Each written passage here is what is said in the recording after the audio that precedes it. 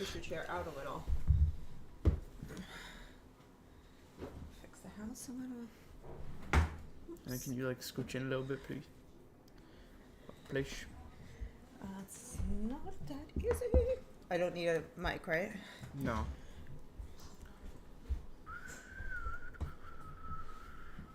I know, I don't want this big chunk of hair sticking out. Shit. Oh my god. What? No, you looking at yourself. What are you doing? Am I live? Yeah. Oh. There's the chat. Whoops. Sadude and mom. Hey, chats are ripping already. Sup. Is sup short for sup? Huh? Is what?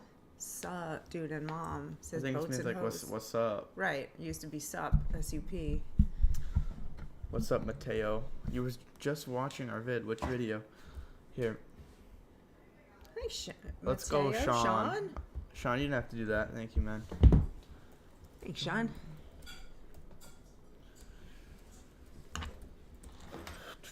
What are we reacting to? I don't know, Lifetastic. He doesn't tell me. I don't tell her shit. What's up, Grandma?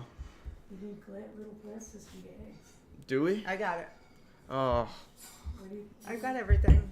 I've got... We're gonna eat eggs. Yeah, okay. That's good. Part of my new diet is eating raw eggs. So we're gonna try them for the first time. Yeah, Sonny's gonna start eating raw eggs, and I told him as an act of solidarity, I will have one with him, which would be the first and last one I ever have in my entire life. Yeah. So I'm not looking forward to it. Andrew or Tristan. We should react to Kasim G. Californian. Hold up, let me see if this... Somebody else was saying louder with Crowder. I like him. If you're not in GSDU, where are you? You should react to a louder with Crowder. Yeah. Tell her to react to Barbie Jeep Racing. What is that? Ay, ay, ay. Sean, I made you a moderator. Let me pin my comment. Would you get off your phone? What are you, texting or something? Mm-hmm. Alright, let's find some shit to watch. Yeah, oh, this is a good one. I just found a banger. Alright, are you ready? Matt Walsh. I love Matt Walsh. Alright, so just to clarify, react. Is everything recording the way it's supposed to? Yeah, it should be. What is happening here? I know we do have a lot of new Tate content. Alright, you ready? After this, we'll eat the eggs. Let's do this first. I don't want... Yeah, I'm really dreading this. It's gross. Hurrah! You know, back in my day, growing up in the utopian Garden of Eden period known as... back in my day, growing up in the utopian Garden of Eden period known as 1990s. I did not have sexual relations with that woman. We had kid shows, which the interesting thing about the kid shows is that they were shows for kids. That's what they were for. And some of them were better than others. Some were kind of weird. Some were kind of stupid. Some were artistic masterpieces, like, for example, the Nickelodeon show Salute Your Shorts, which is a 90s show that every 90s kid remembers and then is shocked to discover that every other 90s kid remembers it too. Now, the thing about these shows is that their primary goal was to entertain, as I remember. And that's different from the situation that we have today, where kids shows seem to consider entertainment sort of a secondary concern. The primary goal now is to ensure that the children in the audience adopt the correct political and ideological viewpoints. Wheel of morality, turn, turn, turn. Tell us the lesson that we should learn. What were some kid shows that you watched when you were little? Do you remember? Tom and Jerry, which is about the cat who just worked all day and night to try to kill the mouse, and the mouse always outsmarted him. Yeah, There's a lot of violence, but it also played classical music, and I developed an affinity for classical music because From Tom and Jerry. Yeah, because that was the soundtrack to it. I love Tom and Jerry. There was Bugs Bunny, which Bugs Bunny did everything from, they carried guns, and Bugs Bunny dressed up as a girl one time, and really lots of silly scenarios and violence. Elmer Fudd, I think he was part of the Bugs Bunny one. He was always trying to kill Bugs Bunny with his shotgun. I watched The Smurfs, which was really fun. It's about the little blue people, and there were Gargamel and Azrael. Gargamel was the big evil man who lived in the castle, and his cat, Azrael. Everyone, And they always tried to kill the Smurfs. Somebody was trying to kill somebody in everything. yeah. And it was That's how it funny. was. And I didn't grow up wanting to kill anybody. Yeah, it's like the same thing how they say, you know, the reason that people do mass shootings is because of like video games. Like, really? That's what you think? No, it's because we closed down all the psych wards and all the loony bins have emptied onto the streets now. So the only place for crazy people is the streets or prison. And when then, they really need to be in asylums like they used to be, but asylums are offensive now. We can't call crazy people crazy anymore. no, you have to go with their ideologies. Yeah, no. You That's just have to wait until they kill somebody and then put them in jail. All right. Anyway. And by correct, I mean those views that are in keeping with the mainstream beliefs of our culture. And by that, I mean incorrect. So by correct, I mean incorrect. We'll begin with the latest example, and maybe the worst. This one is fresh out of the indoctrination oven. Yeah. It's the show Muppet Babies, in which Gonzo comes out as a gender-fluid cross-dresser. Yes, really.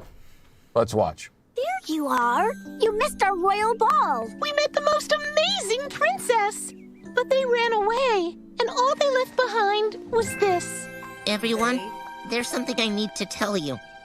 The princess who came to your ball tonight was me. I'm Gonzarella. But Gonzo, why didn't Vu tell us?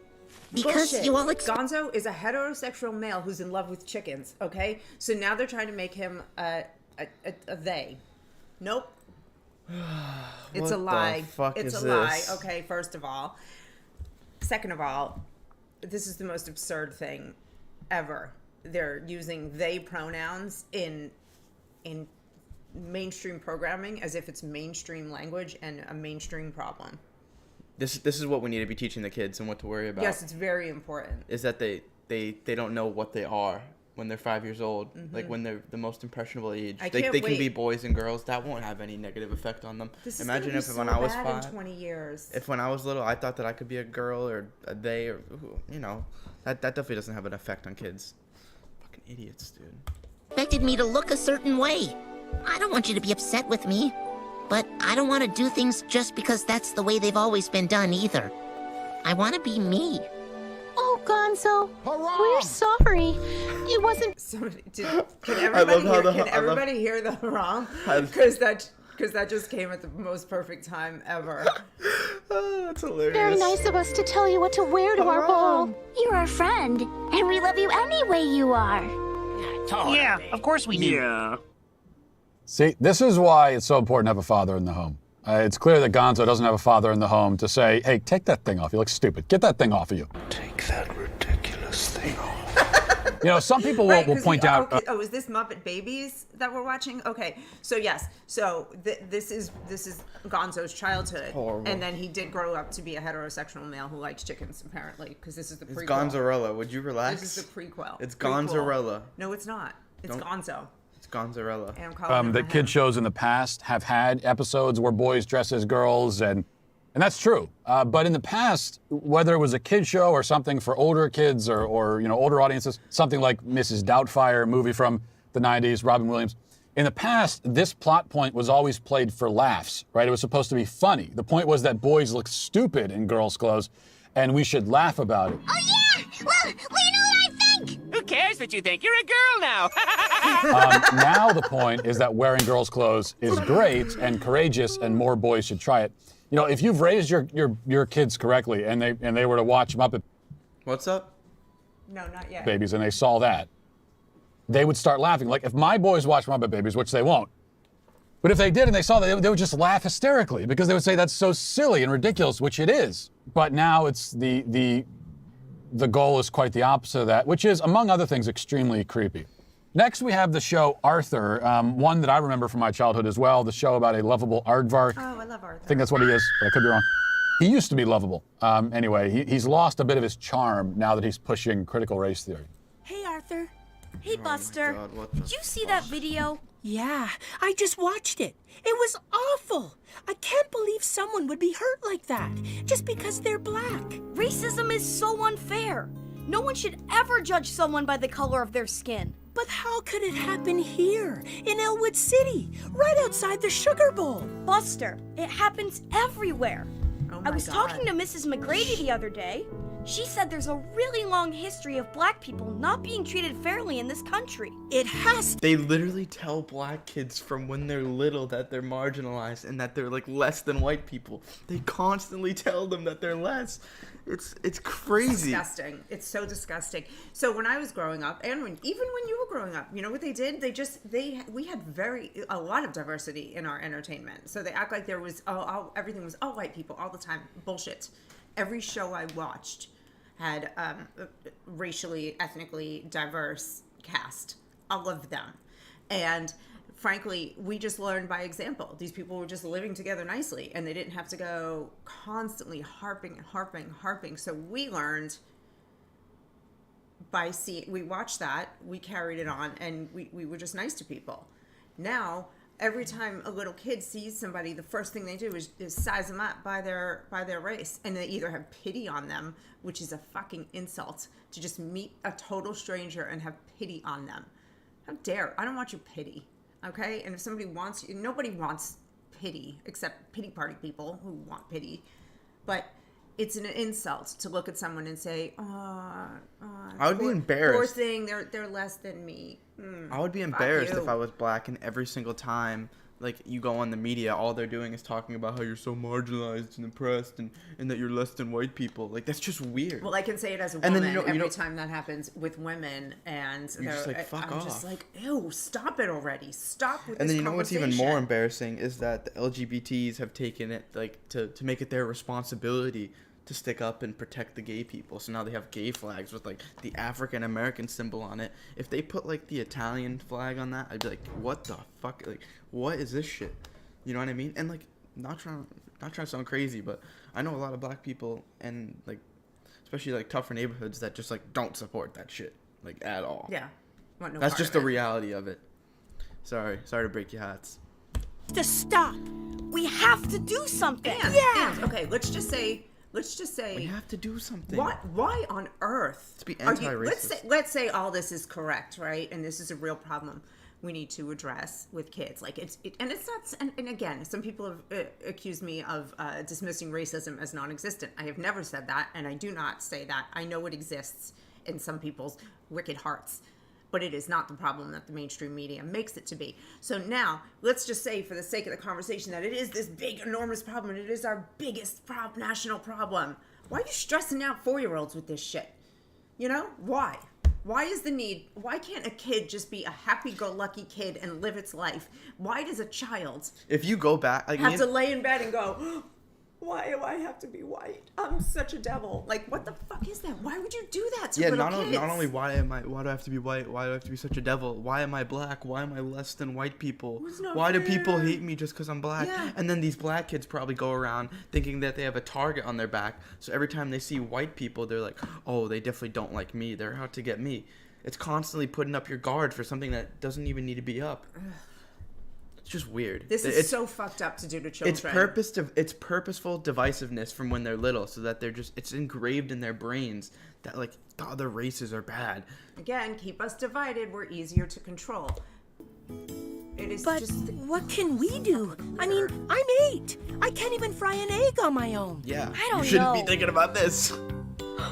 Maybe Mrs. McGrady can give us some ideas. It's Hold okay on. to teach an 8-year-old how to fry an egg. I think Hello, that's cool. boys. So they learn I'm kitchen so safety. glad you reached out to me. Yes, I saw the video too. And let me tell you, it made my blood boil. Me too. It also made me scared.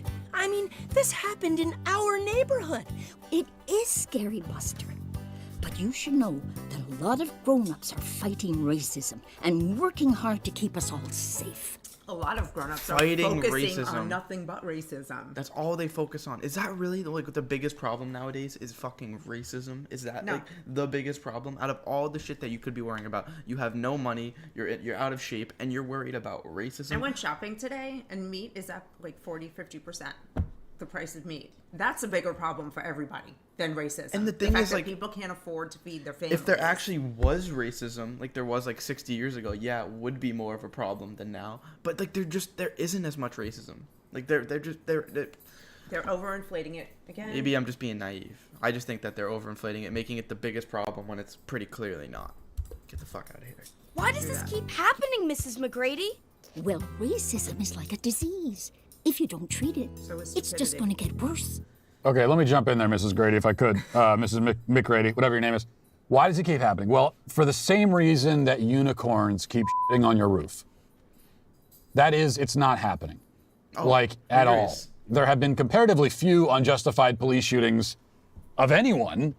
Statistically, this is undeniable from a statistical standpoint. I can just tell you though that if all you tell kids is race, and then that's what you tell them is bad, and you can't say, then when kids want to say fucked up shit, that's gonna be the first thing they go to. So ultimately, you're just making people more racist, and you're increasing racism by constantly talking about this. Because kids say fucked up shit, and they say what they say what is not accepted. And not what you're not supposed to say. That's the first thing they go to. Have you ever? Sorry, go ahead. No, go ahead. Oh, I'm sorry. I'm cutting off the base. No, I was cutting you off. No, I remember when I was little, and I already talked about this in the video. The first time someone mentioned race and how black people are looked at differently, I was like, this is so weird. I have my black friend. I never even thought of him as different until all these weird teachers and stuff started mentioning it. So if all you talk about it from when you're little, it has to be so negative on their heads. What were you gonna say? I think it's the comedian John Mulaney. If you've never seen it, watch his clip on how afraid he is of middle-aged kids.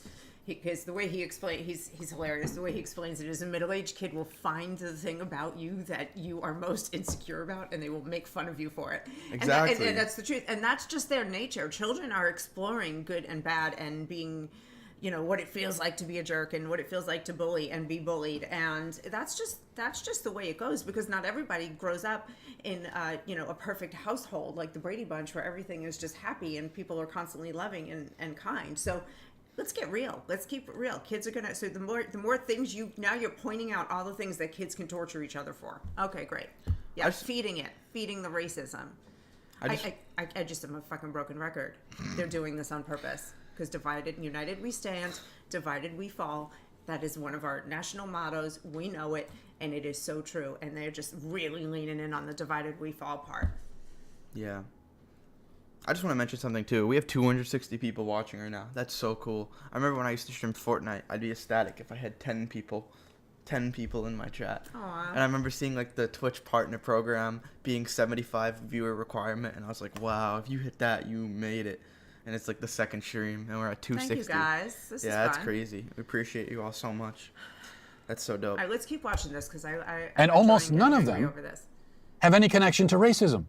So this is not a thing that's actually happening. And yet the people behind Arthur want small children to imagine they live in a country where black people are being killed left and right for the color of their skin, just like walking on the street. They just get murdered by the cops.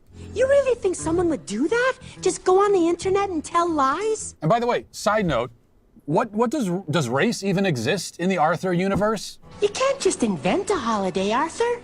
Well, sure you can. My family celebrates Kwanzaa, and that was invented for African Americans by Dr. Maulana Karenga in 1966. Not sure what's going on there exactly, but let's keep going. We'll stay on the racial side of things with this from a show that I don't even know what the show is, but it's called Steven Universe. Here it is. Oh, God. All right, class. Can anyone tell me who invented the light bulb? Thomas Edison! That's not entirely true. The light bulb could more rightfully be attributed to Lewis Latimer, the black inventor behind the filament inside the bulb. His invention made light bulbs affordable and efficient enough for the general public, bringing electric light into households around the world. Well, so now you know. Wait, is that it? Hold on. We're not going to mention why he invented the filament? To create a better standard of living for people who had only just been freed from slavery? Oh, she just looks like an evil liberal teacher too, even in a cartoon.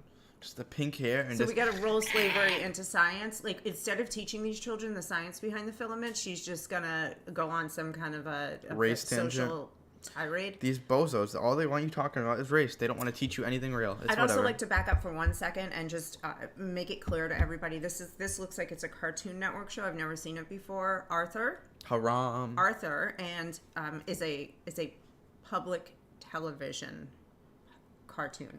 So it is, either produced by WGBH here in Boston or the other, it's a big affiliate in New York, and it's distributed nationwide on National Public Television, and which basically means that it is government funded. So it's government funded programming. They have grants from the NIH, National Institute of the Humanities, and all kinds of different government agencies that give grants to arts organizations.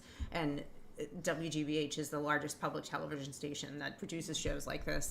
They're the largest recipient of these grants. So you literally have government money behind this. The governments control what you think at schools. They control what you think watching on TV. They control social media. We've learned that if they don't want something getting out on a social media platform, they just go behind the back door, tell the head guy, and they're like, "No, this isn't a good time. The election's coming up. We don't want this video getting out. Oh no, vaccine misinformation. No. It's not even that. It's even No. more pervasive That's than misinformation. that. No. The only thing you can do is take the vaccine. No questioning. Not even question. Like How you can do with crazy is everything it else how they in have life. them all coordinated? You know what I just saw on TV today? That is crazy. That Like, everything imagine is they're all coordinated. sitting around the table. But Facebook, Twitter, Google, PayPal, and all the things sitting around the table going, how are we gonna shut this one down? Because this one, we don't like it. Imagine figuring it out together. Sorry, what were you saying? No, I was saying I was watching a commercial on TV, and it was like a guy in a classroom, and he's like, the healthiest thing you can do for to get back to school is get vaccinated. Like the best way to stay healthy is get vaccinated. Like wow, man, that's what you're saying on TV. The best way to stay healthy is Not to get exercise vaccinated. and eat healthy. Not and drink go lots outside. Of water No. and Get vaccinated. builds up a natural immunity. These people are hilarious. Remember when there was like a hurricane coming in, and they were like, oh yeah, hurricane. Don't worry about anything else. Get vaccinated. Now's the time to go get vaccinated. These people are fucking nuts. Are we going to ask why kids are apparently learning about Thomas Edison? Yeah, why? It's hard for me And to not see learning about Lewis Latimer? These textbooks are incomplete. There were black Roman warriors, black medieval knights, black classical musicians, black cowboys, black fighter pilots. Where are they? Okay. Well, okay, why can't she just instead of making it this big thing against black people, just say, oh, that was awesome. He created the light bulb. Oh, and here, let me tell you about another invention, and find a black inventor and just put it in there and make it a positive thing instead of draping everything in pain and negativity. Why are these people so attached to misery? They are so wedded. They love it so much. Negative people. Misery. Yuck. Haram. I don't want to get into a historical debate with a cartoon, but at the same time, no, you could not attribute the light bulb to Lewis Latimer if you actually care about things like the truth and historical accuracy. Those little details like that. Yes, Latimer innovated a filament for the bulb. He didn't invent the filament, but he did come up with a better, longer-lasting filament, which is great. That doesn't equate to inventing the light bulb, all right? I could invent a more durable tire or a more reliable braking system. Well, I couldn't do that, but somebody could. That doesn't mean you invented the tire or the braking system. Right. Whoever did it first, like, yeah, he did a better version. Fucking whoop, like, big deal. Like, we can teach that. He didn't invent the fucking light bulb. Get out of here. That doesn't mean that I get to claim that I invented the car, though. And I can't invent the car because it's already been invented. So there's that little detail. As for the actual inventor of the light bulb, there is a debate that could be had about who exactly that was. Edison deserves most of the credit that he gets. Joseph Swan is an English scientist, also developed an incandescent bulb independently. But Joseph Swan was white. So the fact is, many of the most important inventions in modern society were given to us by white people, usually men. Not all, but a great many. That's not a racist statement. That is just a fact. It's also not something to be ashamed of, or embarrassed about, or competitive about, or angry about. Rather than trying to steal this invention from Thomas Edison, when he's not even around to defend himself, how about saying, hey, thanks, Thomas Edison. You're at least one good white guy that's been out there. There are many others, it turns out. All right, so no list of woke children's shows would be complete without the Blue's Clues drag queen episode, which maybe you've seen by now, but it's got to be on the list. So let's all enjoy that once again. Hey, Blue, look at all these families. Hi, families. It's time for a pride parade. Families marching one by one, hurrah, hurrah. Families marching one by one, hurrah, hurrah. This family has 2 mommies. They love each other so proudly, and they all go marching in the big parade. Families marching 4 by 4, hurrah! No. I want to see what is this family special thing? Hurrah! Families marching 4 by 4, hurrah! Hurrah! Trans members of this family all love each other so proudly, and they all go marching in the big parade. Come join the fun! This, by the way, is a show for preschoolers. Wait, preschoolers have to be worried about sexual and romantic relationships and gender. That's so fucked. Hey, thanks, IWD. Yeah, let's read the That's super real chat. nice. There were 2 black medieval knights law. Even the Moors weren't black, since they were descended from Arabs who conquered the primarily German Vandals who took over Roman North Africa. Total liars. Hurrah! It's interesting. I can't confirm or dispute that, but I'm very interested in. Okay, like learning more 3-year-olds. about that. Thank you. Pushing drag queens and pansexuals. Do you know what a typical plot for Blue's Clues used to be? Steve, who was the guy, he would lose his glue stick, and he'd have to find it. And he would ask Blue, "Hey, Blue, do you know where my glue stick is?" And Blue would be all coy about it, even though Blue knows where the damn glue stick is. He won't just tell Steve where it is. So he starts planting all these clues around the house. And Steve is very patient. He's like, "Okay, I gotta go through. I'll do the. We're gonna spend 30 minutes looking for the damn glue stick. You just tell me where it is, Blue."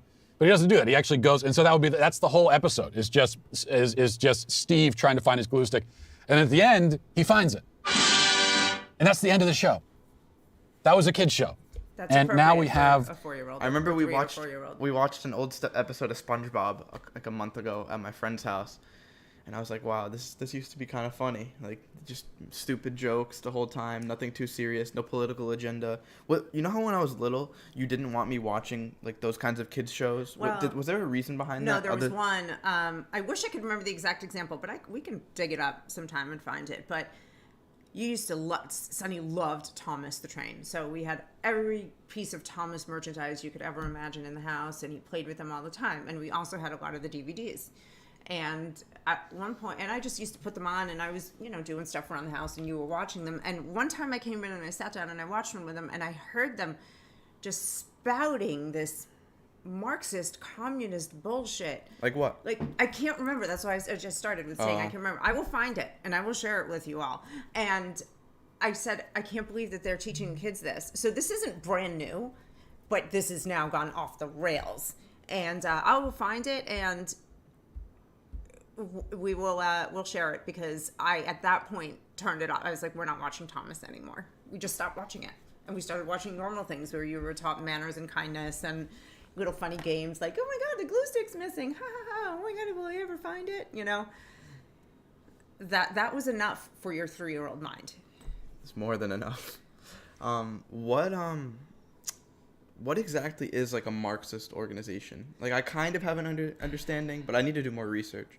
So Karl Marx was basically a communist philosopher. I just know it's like very far, like very, very far left ideologies. It's against like the typical family household. You all just get to be worker bees, and there's an equal distribution of goods and money and food and everything. So merit goes out the window. Hard work is ultimately discouraged. It's supposed to be like, everybody wants to work for the common good, but no. It's bullshit. People want to work to fulfill their own dreams for themselves and their families. Yeah, I can tell you 100% in business, if you're the one running it and you have like the equity in it, like no one else is going to care about the business as much as you. So if everyone's just getting paid the same amount, nothing's going to get fucking done. Like the whole ideology around it, if you have ever ran a business or have any sense of how business works, it isn't sustainable, and it's not a productive mean. There's nothing to strive for, and people like to strive and rise to new levels again and again. There was an organization, a company out in, I want to say Washington or Oregon, where the CEO gave everybody the same salary. So from the receptionist up to the vice president, everybody had the same salary. And I believe he went bankrupt. Let's look that up too. I want to verify my own bullshit. Pansexual toads. and bisexual turtles singing about their favorite sexual orientation. So a little bit of a different approach, I suppose. Okay, one more. We'll close with lesbian horses on My Little Pony. Let's watch horses, you gotta You be shitting three me. truly have a gift for helping ponies. Aw, thanks, Aunt Holiday, but I'm not sure we can take credit for this one. Of course you can. You encouraged that colt to try new things. And because you all believed in him, he succeeded. I could use that kind of help. Come on, Auntie Lofty. You already have your cutie mark. A lot of good it does me.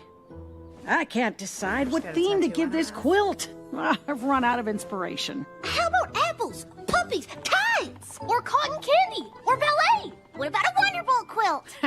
See? Leave it to you three to come up with more ideas than I've had in a year. Now that's talent. Oh, was that it? Okay. That's bad. I was waiting because, well, first of all, I didn't mean to misgender the horses. That's actually not a horse. That's a unicorn, it would seem. But you know how bad it's gotten? It's a unicorn. That was the tamest thing we saw. I was like waiting for. That was downright quaint and conservative in comparison to what you normally get from kid shows these days. I mean, it's only. I wouldn't necessarily equate that as a married couple. So that was whatever. Unless they're really digging into it in other areas. A lesbian couple on My Little Pony. The lesbian unicorns, they're not even into like BDSM or anything. There's no subplot where one of them gets a sex change. This is old-fashioned, really. Yeah. That's how bad it's gotten. And it's just one more reason why you should turn the TV off. Send your kids outside. Let them go run and play, scrape their knees, bloody their noses a little bit. Minor injuries await them outdoors, but at least they'll still have their souls and their brains. Well, that was fucking horrible. All right, listen, I'm stressing out about this egg. Oh, we got it. Yeah. All right, so just tell everybody why you're doing this, All right, and I'll set up. I hired a new dietitian. Well, not a new dietitian. Nutritionist? I hired a nutritionist to help me with my diet, so I can stay on top of it for mental clarity, so I can be on top of business and everything. And just tell the story first. And so part of it includes eating raw eggs in the morning. Right, Sucking them down. because we're gonna, you're gonna gain muscle mass and have a high protein diet and all that stuff. Sonny and I were talking about it today, and I was like, "Are you really gonna do this raw egg thing?" And he kind of was like, "Yeah, I have to." I said, I will eat one raw egg with you out of solidarity. Never in my life have I ever done this.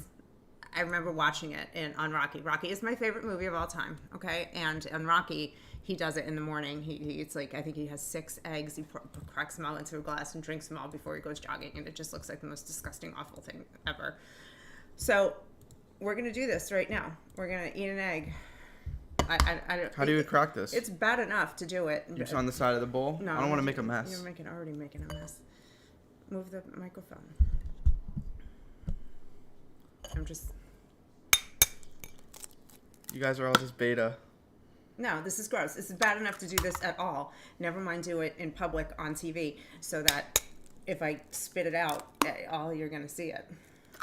A lot of that's not true. That you'll get sick from eating raw eggs. Plenty of people do that.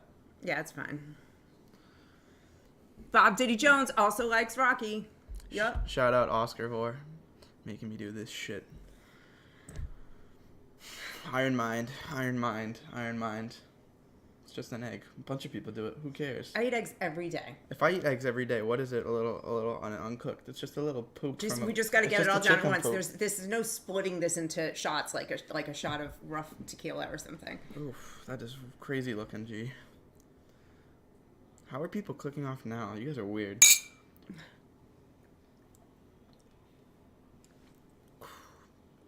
That actually wasn't as bad as I thought. That was pretty bad. All right. Chase it with milk. All right. That is something I gotta say. If you ever have a chance to do it. Oh, yeah. You want to watch our reactions live? What do you mean? Oh. Look at me. Look at me. We have a delay here. Look at me. Ew. Oh, I thought I gagged. I didn't gag. I took it like a G. Oof. That actually wasn't that bad. If you just swallow it. It could be a lot worse. I have to say that is something that you could just get used to if you had to. Yeah, you actually don't even taste it. If you just suck it down, I have nothing in my mouth right now. I have nothing like left. It was harder mentally than physically. Okay, great. That's over. Let's move on. Ugh. Okay, let's move this to the done folder.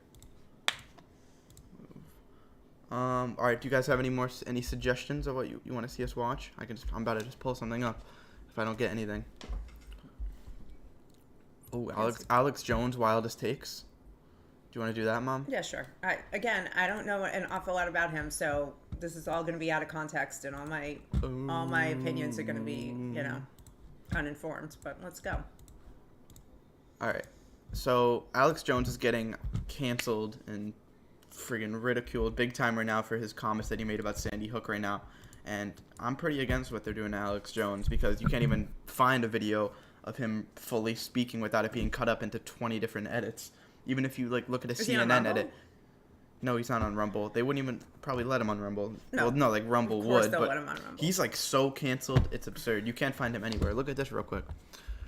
If you just look up Alex Jones on YouTube, you can't even find a video of him YouTube talking. Isn't everything. Look on Rumble. Let's just go on Rumble real quick, just to. I know he's not on Rumble. All it shows is the Sandy Hook defamation trial. So what they wanted to do initially is find a way to cancel him. So they went back through the shit he said, found the Sandy Hook thing, took it as much out of context, made him look like as much of a devil as they possibly could, canceled him, and then just ran with that. So now if you ask anybody what they think about Alex Jones, the first thing that they say is Sandy Hook. Oh, he said it didn't happen. So even true. you said that the other day when I mentioned Alex Jones. So here's the challenge. Let's find somewhere in the deep web. There's going to be a video of Alex Jones talking about Sandy Hook in its entirety. Let's find it and watch it and find out for ourselves, because I'm not watching out of context shit, but except for what we're going to watch right now. Let's just watch top 10 ridiculous Alex Jones moments. Who ordered the Satanist New World Order with a side of general conspiracy theories? Welcome to WatchMojo.com, and today we're counting down our picks for the top 10 ridiculous Alex Jones moments. He loves defrauding the bitches. He loves slapping them upside the head and having them beg him for more. Before we begin, we publish new videos every day, so be sure to subscribe for more great content. For this list, we're looking at some of Jones' most outrageous and unbelievable conspiracies and bizarre rants. After you're done drinking your little juices, well, you're ready to go out and have a baby. Number 10, Pizzagate. Anthony Weiner is going to be investigated for child porn on his phone and contacting minors. The 2016 American presidential race was characterized by much controversy and mudslinging. But even so, this was one seriously out there accusation. When the Podesta emails leaked, and there were several mentions of pizza and pizza-related phrases, an odd theory began to take shape. Following the logic outlined by online forums and far-right news sites, Alex Jones proceeded to explore the possibility of a satanic pedophilia ring that was connected not only to the Clintons, but also to a pizzeria called Comet Ping Pong. Satanic rituals, royal family, mainstream news, folks. After a shooting occurred at the restaurant, where thankfully no one was hurt, Alex actually issued a rare apology and retraction on behalf of Infowars.com. I made comments about Mr. Alifanis that in hindsight I regret and for which I apologize to him. Okay. Number 9. Okay, pause for a second. I know so little about that. I remember the headlines, and I remember just not being interested in it for whatever reason, Pizzagate. But I can say this. Already, this guy, they're trying to make him look bad, and he apologized, and he owned that he was wrong. So is that not worth something? That apology also could have been like a fake apology where he was just trying to be sarcastic, because he's done that multiple times. He's like, the election wasn't rigged. It was a totally fair election, like where he does all that. Yeah, I don't think they would have given him credit for a sarcastic apology. I guess, yeah. Machete Race Wars. Do you understand that you politically put yourself in the criminal zone, potentially, if violence breaks out from this film? Machete is a 2010 grindhouse film written and directed by Robert Rodriguez. The story is about a former federale who is hired to assassinate a Texas senator. Turns out the whole thing was a setup, and so Danny Trejo's character must get his revenge. What? Wait, okay, just remind me to tell you about Danny Trejo. Oh, is this the dude Yeah, just I want to finish According this. to Alex Jones, however, the images and depictions of violence against white people were sure to cause an uprising by the Hispanic community. Robert Rodriguez, I would say it's a 90% chance right now, is going to trigger racial riots and racial killings. He actually said there was a 90% chance the movie would cause a race war. Well, maybe not enough Mexican Americans saw it because nothing happened. You've been given the green light. This video sucks. You can't even hear him talking for more than 6 seconds without them doing. Like this is what they do to him. This is what I'm saying. If you even try to look. This happens on both sides, though. Everybody does this to both sides. So again, always look for context. I mean, if there were people that we know we disagree with, and we're watching these chopped up videos of them, we're of course going to just feel empowered by it. Well, he was on Louder with Crowder. Oh, there is an Alex Jones, Andrew Tate interview. Where? Let's do Louder with Crowder because I really like him. Yeah, this video is just boring. It's junk. Going live, playing Alex Jones. Y'all getting wild. Here it is. Wow. Alex Jones on Black Lives Matter and Antifa riots. All right, well, wait. This is old. Oh, 10 hours ago. All right, should we just watch this? It's an hour long, but I guess we'll just dip into Should we do this? Should we? All right, we'll do a poll. Should we do this or the Tate interview, or the last Tate interview? Alex Jones interview. Last interview. The Alex Jones interview is with Louder with Crowder. And Yeah, the like last Tate interview. This one or the Tate one? What's the last Tate one? I'm gonna vote. What are you voting for? What's the last Tate interview? I don't even know what the hell that is. Why is nobody answering? Because it takes a second. Yeah, it does take a second. Andrew Tate on. Andrew Tate podcast. It's long as fuck, but it's really good. I was watching some of it so far. Seems like everyone wants the Tate interview. Tate should be 3 parts, yeah. I don't even know how to vote. So. When you have the youth, the masculine youth of the world, thinking for themselves, that's pretty scary to authority. One of the biggest fatal mistakes any man or human being can make. To chop my head off and try and delete me is asinine in and of itself. Another thing, I'll give the game a million already. Here's your piece of paper. Do I get canceled again, Logan? You're saying a call like that was made? 100%. The dude's a bitch. Lady of yours that you introduced to us yesterday said, "This is my wife." I don't even know if I'm convinced you want to have 5 wives. And that's a very astute observation, and you are correct. But I won't believe in it. I don't want to believe in things that make me weak. Suddenly the most famous man on the internet, and then all of a sudden gone from the internet. So today's sit-down is a sit-down many of you have been asking about for a while, and we finally pulled it off.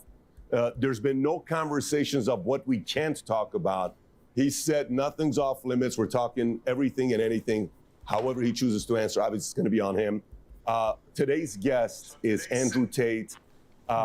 Many will call him possibly the most popular man on social media the last 6 months. Nearly 20 billion views on all social media. The most searched man on social. We were looking at the list. We put up Biden, we put up Trump, we put up Putin, we put up everybody, and he was up there. Some periods he was above everybody else. And recently he got banned in late August. I think the 3rd or 4th week of August, he got banned late August. And at that time, from June to July, his Instagram account was growing at 100,000 followers, new followers on a daily basis, on track to get to 10, 20, 40, 50 million followers on Instagram. Suddenly like this, he gets banned. Everybody's wondering what happened.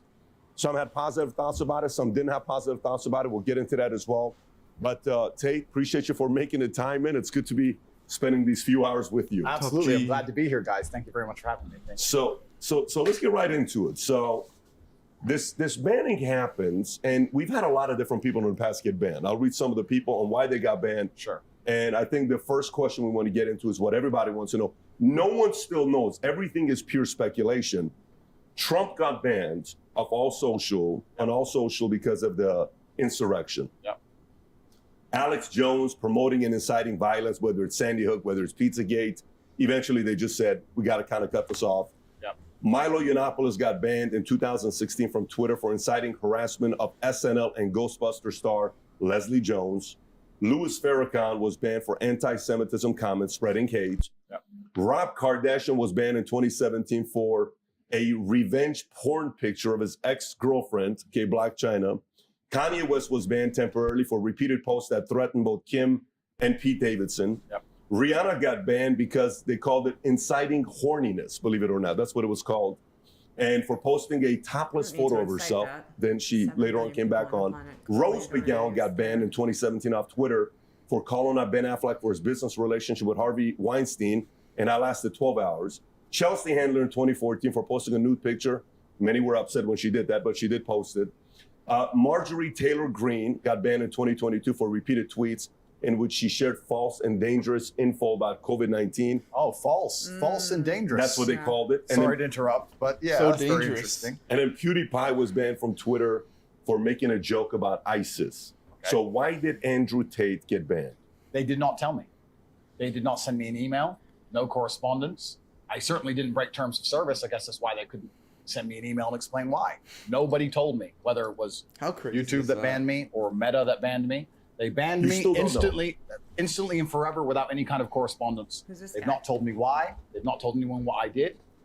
The media machine, in synchronization with the ban, we can call that coincidence if you want to believe in such things, came out with some kind of bullshit explanation that I'm misogynistic or some garbage. But the actual social media companies themselves provided no explanation at all, no correspondence at all. They just deleted me. That was it. Now, are you doing anything about it? Are you having your legal team trying to find out why they did that, or you're not taking any action right now? I do have a lot of things happening behind the scenes. However, and perhaps I'm becoming optimistic in my old age, but I believe that in due course, the social media companies will realize the mistake they made. I think that, and like I said, I don't have intimate knowledge of the workings of social media companies, but assuming they are semi-professional to any regard, and that is a big assumption, but let's assume they're professional. That means that when they ban somebody like me, especially the most Google search person on the planet, they must have teams which are analyzing in real time the response to said action, right? Mm-hmm. They should have people sitting there on the ground analyzing. Now, they attacked me with their media machine because first they shut you up so they can lie about you. So they shut me up. Then they did the massive media push to try and attempt to lie about me. But despite that, the majority... I'm surprised they did the massive media push, calling him a bad person, before they banned him. Because that happened like right before, where it was all coming out that he's like an evil misogynist. Listen, I still think there's an ulterior motive. There obviously is, because they literally all banned him at the same time. Gmail, PayPal, payment processors. It all came like, bam. Well, they all do that. They unify to control everybody together. But I think they have an ulterior motive besides just banning him. Because if you ban somebody and you're putting out a PR push, so you're trying to quiet them down and also get their name in the press, it doesn't make sense. I think they probably are going to let him back onto all the platforms, except now they've made him even bigger so they can make even more money for them. That's what I think. I think part of this banning bullshit is all strategy to just get people excited about it all. Yeah, probably. Yeah. Majority of comments regarding me are still positive. The majority of people believe and understand that this ban is unfair. And if these companies have any degree of professionalism, they're analyzing this in real time and they're understanding that this makes us look very bad. People didn't believe the lie. People didn't believe what we attempted to smear this man with. Nobody is buying this narrative. And this is going to have a negative effect on us for a very, very long time. Because when you're in charge of the world, which they are, as soon as you're no longer seen as just and fair, you're seen as tyrannical. And once you're seen as tyrannical, then there's going to be some kind of mass movement. Maybe it's just a test to see what happens. If they ban one of the most important people or biggest people on their platform, does it actually affect their bottom line or not? I mean, there's an ulterior motive for this besides just getting rid of dangerous players. It's insane. So if I was a social media executive, I would sit and I would analyze the data and I would say, He says that there's going to be like a big uprising from the people that understand that the social media companies are unjust, but everyone already knows this, and people are so addicted to their phones. And then the biggest competitor is Rumble, which they're like, no offense, Rumble, your app sucks right now. Like Rumble genuinely. Stop shitting on example. You say that every video. They're getting there. I know, but it's just like there's nothing else that even compares to any of these platforms yet. You know what I mean? So until something like that comes, nothing's going to change. It's coming. Listen, guys, we will have a monopoly. We want to retain our monopoly. Let's be smart here.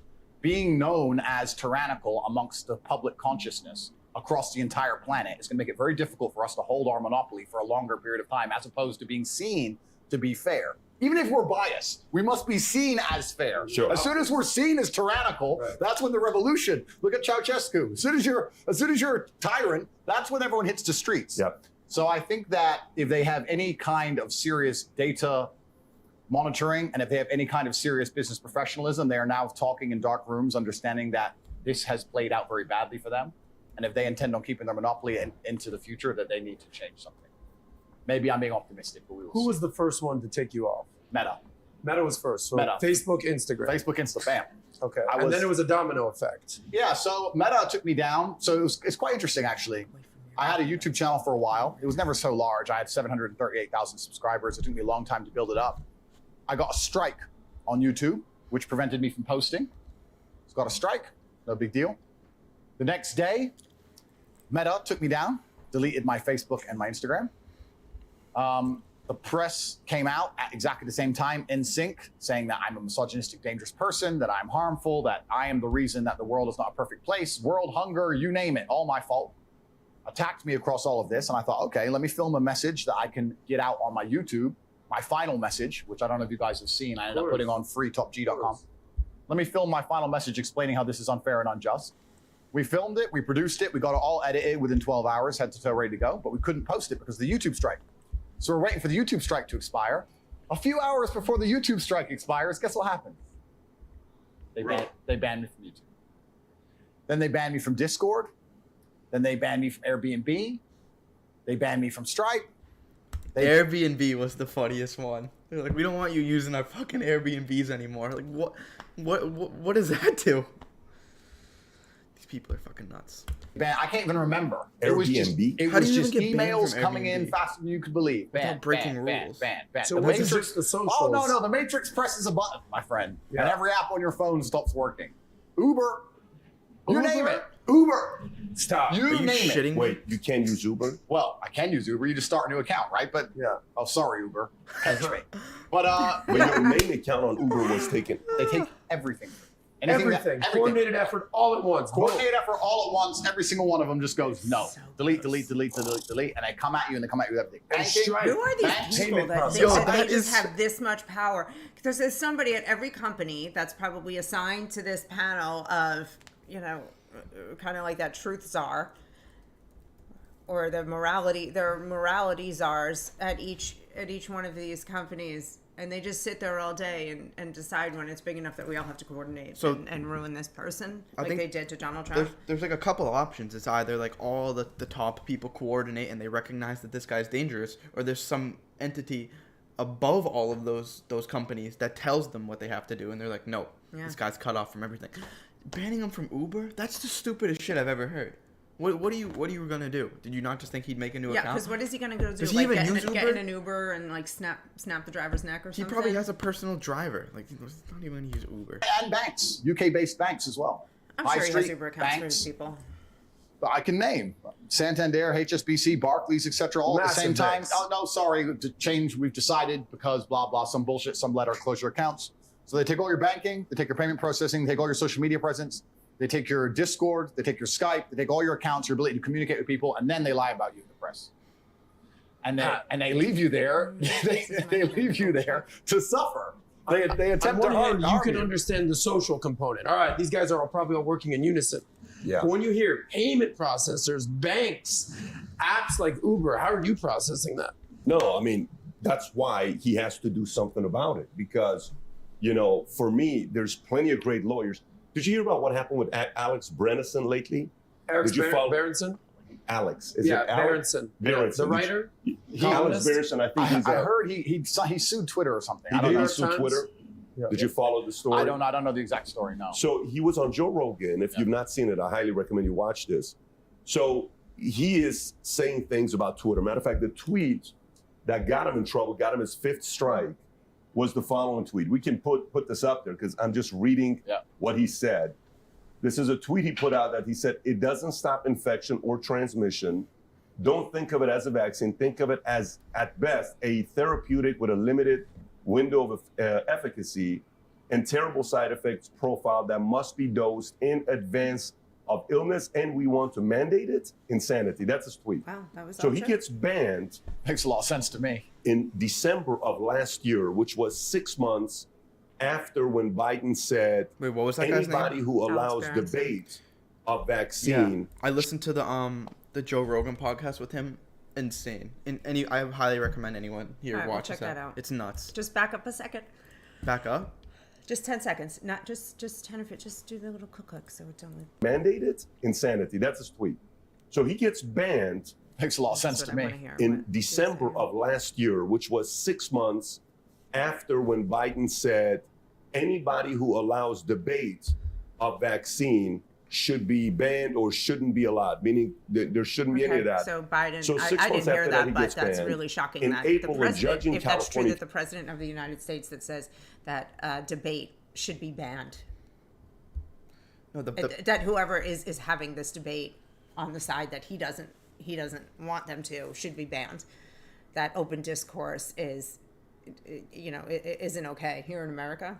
When a lot of the censorship about the vaccine and stuff became a lot more serious is when Biden came out and he was saying that anyone who spreads anything wrong or bad about the vaccine, then it's misinformation and it's bad. And right after that, all these fact checkers popped up, and that's when people started getting banned, and you couldn't even talk about the vaccine without getting your platform wiped off the face. But how about right when the vaccine was being developed, Kamala Harris and so many leftists with big platforms, from entertainers to, hey, thanks, Sean, from entertainers to politicians to elected officials were saying, I will never take Trump's vaccine, ever.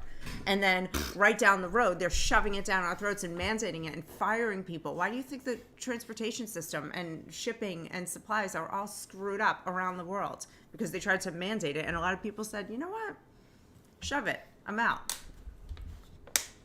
California is, believe it or not, a very big freedom of speech place because they allow protesting.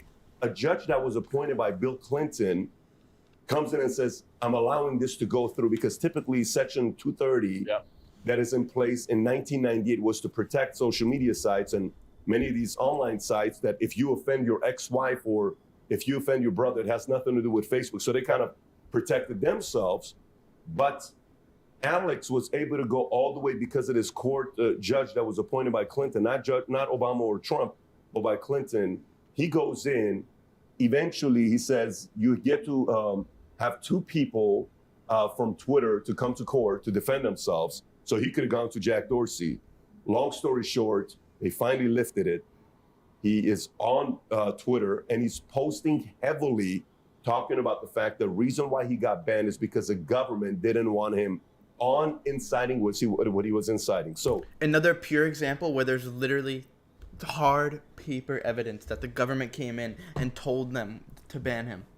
There's evidence of it in this legality issue. It's insane. Highly recommend anyone. You guys need to watch that podcast. The moral of the story is when you say something like that, for someone like you seem like you're a methodical guy. You're a chess guy. Your dad's a chess person.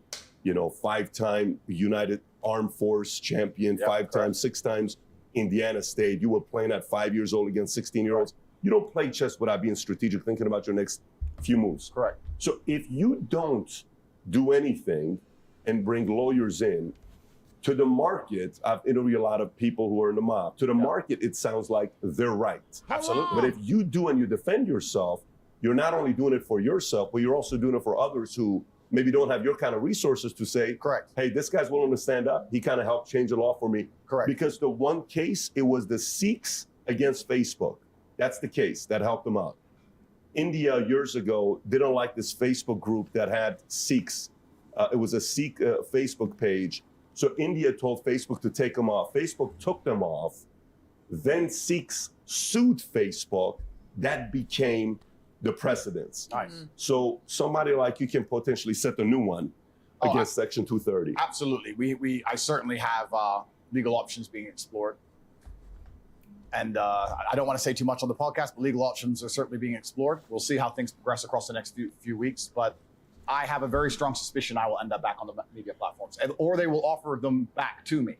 The question now at this point is if I even want them anymore, which is a unique question, because a lot of people still believe that you can only have a significant presence in the world with these social media platforms. That's the source of their power. I believe there's huge pressure behind the dam in regards to the fact that everybody understands that these places are tyrannical and that they control ideas and that they force narratives. And I use my wording as the Matrix. I call them the Matrix. And people say to me, why do you call them the Matrix? And I say, because they project a false version of reality in real time that people subscribe to. If there wasn't an absolute blacklist on all opposing views during COVID-19, that bullshit would never have gone on for as long as it did. It went on for as long as it did, and they managed to purport a false version of reality for so long because you couldn't discuss the opposing side. Yeah. We just talked about our friend here We who could only got do it at banned. the kitchen table. That was it.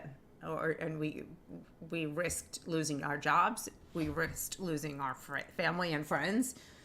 You know, especially people that work for the city or the state or the federal government. They just had to zip up. And if they had an opinion, speak to it at home in private only.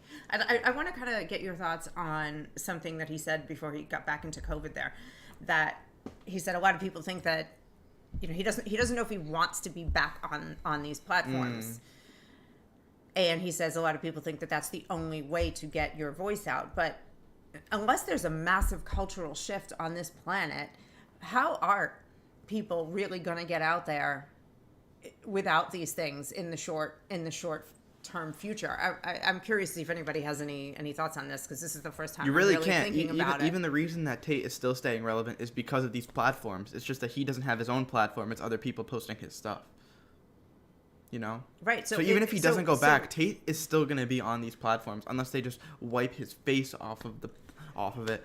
And then if they wipe his face off of it, everyone's just going to go to whatever other platform. But Tate aside, right? He's talking about a bigger idea of how people think that this is the only way to have a platform. And right now it really is. It is the mainstream form of, platform for communication, the way radio it was in the 20s when people would just sit around the radio and hear, and then the television came out and so on and so on. Back before that, when the printing press came out and newspapers became that. This is the mainstream way now. What other way is there? Like I said, first time thinking about it, I can't see another way. I am really curious what if he's going to finish that thought and get on that. Because what are you going to do? Like fly over like in World War II and drop leaflets with your thoughts on them? We'll just go to a different platform. It's the big thing. That's what he's doing right now with Rumble. I know, and but he goes there and his it's Rumble channel is like already bigger than his YouTube. It's going to be a while before that is truly effective enough. Yeah. For saying something very sensible and logical. A lot of people who are on YouTube may not necessarily agree with everything he says, but they don't hate him and they might give him a shot. But those same people may have liberal views and look at Rumble as some right-wing lunatic social media platform, which it's not. It's just a free speech one. And so people who like free speech go there. People who aren't worried about getting their feelings hurt go there. So it really is, they do have a tremendous, scary amount of power. Yeah. Holy shit, look at this.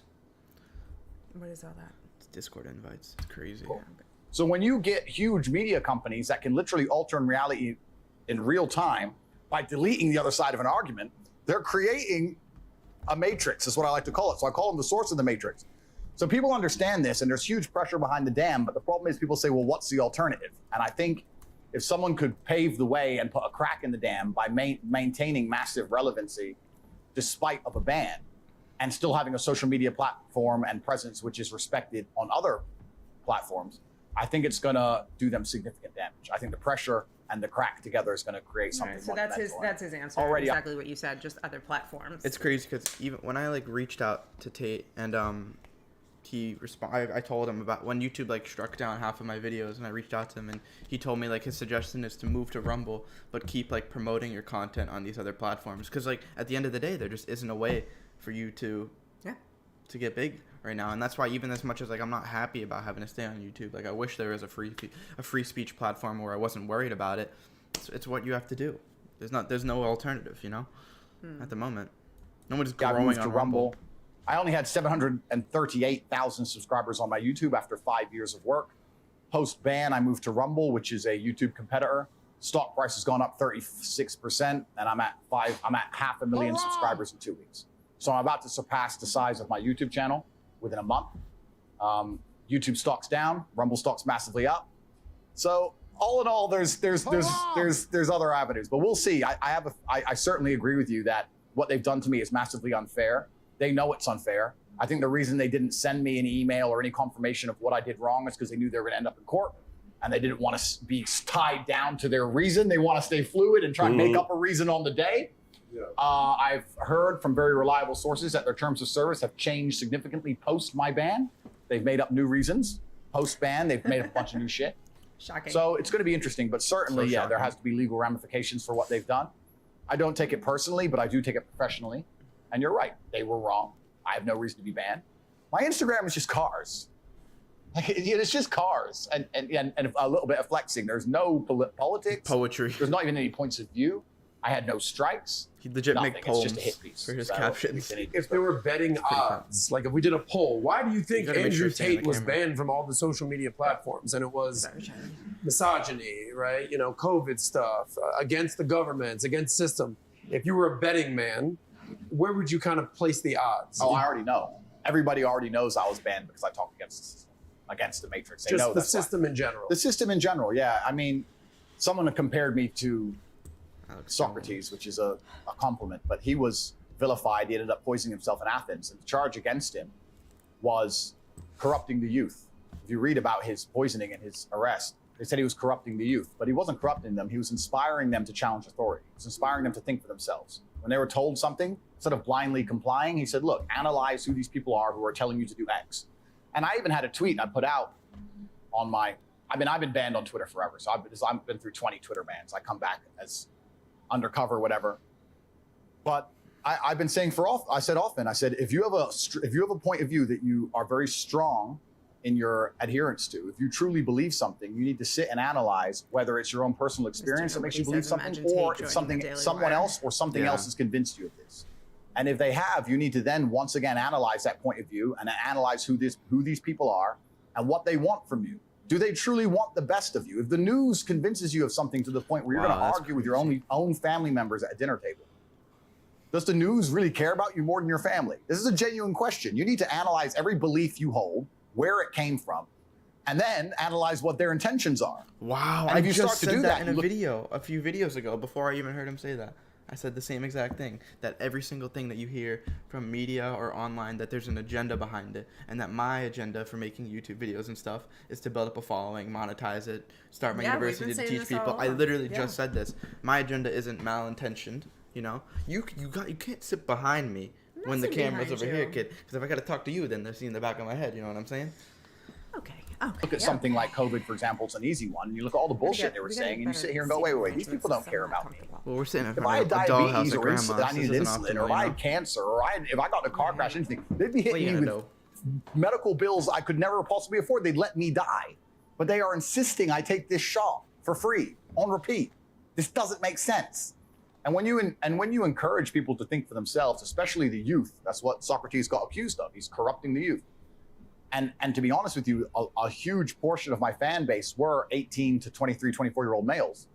When you have the youth, the masculine youth of the world, thinking for themselves, that's pretty scary to authority. Because it's the masculine youth of the world that is, one, the revolutionaries, and two, also, that's the backbone of the slave force. If you need people to go die in a ditch in Afghanistan, you need them. If you need people to work bullshit jobs in a coal mine with no health care, you need them.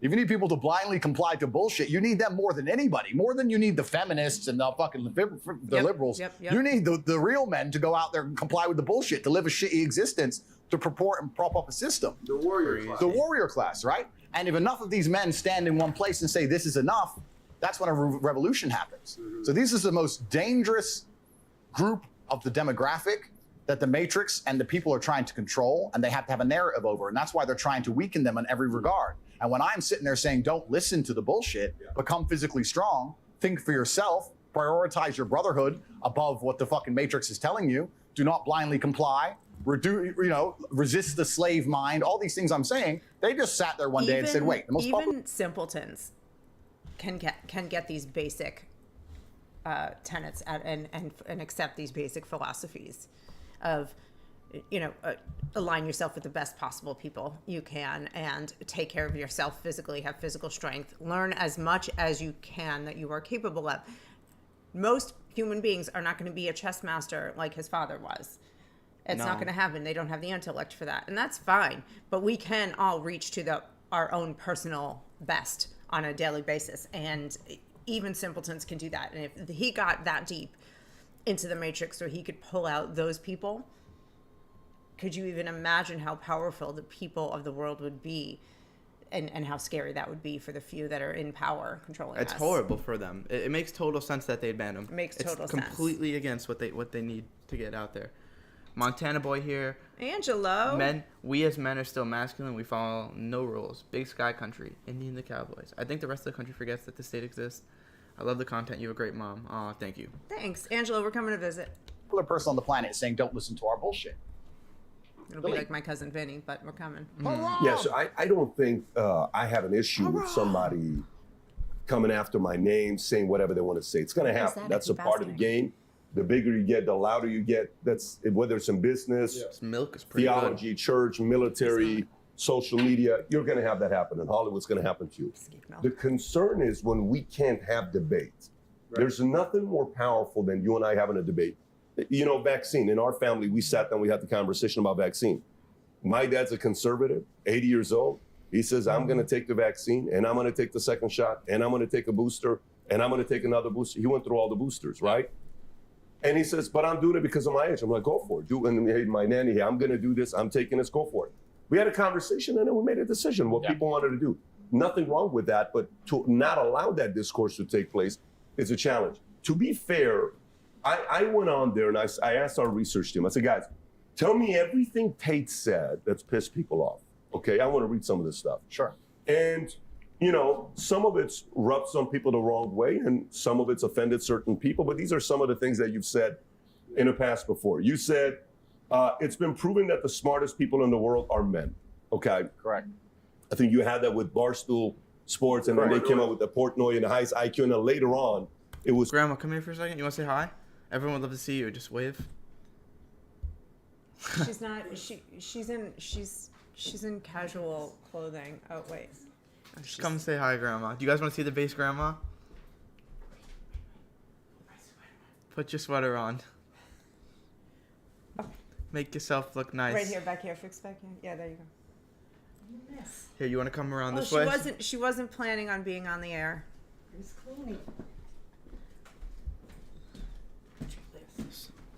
Oh, sorry about that. Oh, we ate the eggs. That's disgusting. If you guys haven't already watched the video, make sure you watch the base grandma reacts to Tate video. See, so this is what we're doing. We're live, and this is like the chat. So someone just donated $20. Oh, nice. Yeah, it's pretty sweet, right? We have to buy more eggs. Yeah, we got to go out and buy more eggs. Haram! Haram! Okay. Am I done? You're done. I'm done? Okay. Good night. You're done. Thank you. Thank you for Good night, your Grandma. cameo. We love base grandma cameos. Oh, she's the best. All right. And she took away the eggshells. Thanks. Thank you, Grandma. It's proven that most of the IQ was more men than it was women. Absolutely. Next, I will not administer CPR unless you're a hot female. Yeah. Okay? So what's actually interesting is, and this is what's really, really important, because it becomes a broader argument than just me and what's happened to me. And I want to make something clear to the social media companies also as a whole. A lot of the things I said were in longer format video on YouTube 3-4 years ago. And the way that social media is being produced and also digested has changed significantly in the last year. It's all TikTok, it's all YouTube Shorts, it's all Instagram stories. TikTok in real time has destroyed the attention span of God, billions of people. Have you ever watched somebody on TikTok?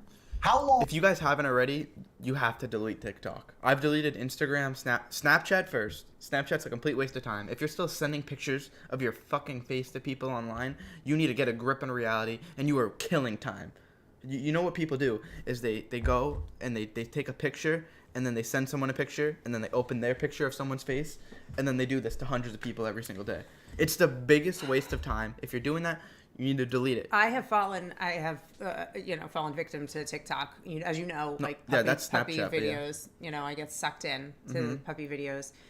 But I belong to I have other subscriptions. For example, Masterclass I belong to, and I have an annual subscription so that I can watch other classes. It's like all well-accomplished, famous people. Some of it's a little woke shit that I don't like, but some of it is really cool. So that when I'm, if I'm really bored standing in line somewhere, I can watch that and be learning and absorbing something instead of just sitting brainlessly, like using that time to be entertained and learn at the same time instead of just. That's the thing. These ruining your brain with this 10-second bullshit. When you're on these platforms, your brain isn't coming up with new thoughts anymore. You're not thinking. So you're just filling your brain with nonsense just to kill time. Think about it. Like whenever you're in the shower without your phone or you're laying in bed at night, that's when you get your best ideas. You want to know why? Because that's the only time that you're giving your brain the chance to even think of new ideas. Because the rest of the day, you're staring at a screen and you're not even allowing yourself to think of anything new. So delete those apps. Step 1, you have to delete those apps. Or at least treat it like you're trying to quit smoking or trying to quit any vice, because it is a vice. So get rid of the vice, or at least wean yourself off of it. Go for a walk and leave your phone at home. Oh, try that. That would be crazy. I only have Insta, TikTok, Snap, and Discord. I would just delete 3 of those. You don't need Snapchat. You can download it once a day to check, because sometimes you still have connections that are strictly on Snapchat. That's so I'll delete it. I'll like re-download it once a week or so. Or as Tate says, fucking control yourself.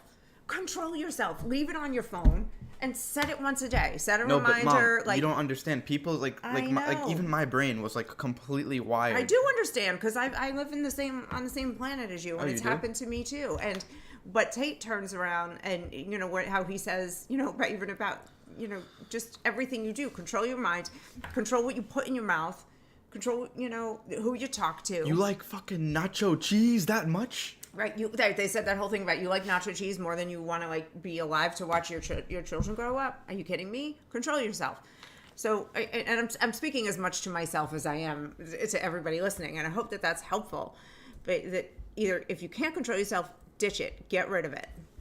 Yeah, on God, no cap. You know what I'm saying? How long do they give a video? Oh, I need to add a J-Rock. You know what I'm saying? I gotta add that as an ad lib. I could hit a button. Have any of you guys watched Trailer Park Boys? I love J-Rock. I love Trailer Park Boys. That is some just stuff that's just gonna, if you really want to just make yourself a little dumber and just be entertained, but at least develop a longer attention span. Trailer Park Boys. No, I'm saying. Bored. How long? Watch someone. Next time you see someone TikTok. Boring. Yeah, I can tell me who that is. Boring. Yeah.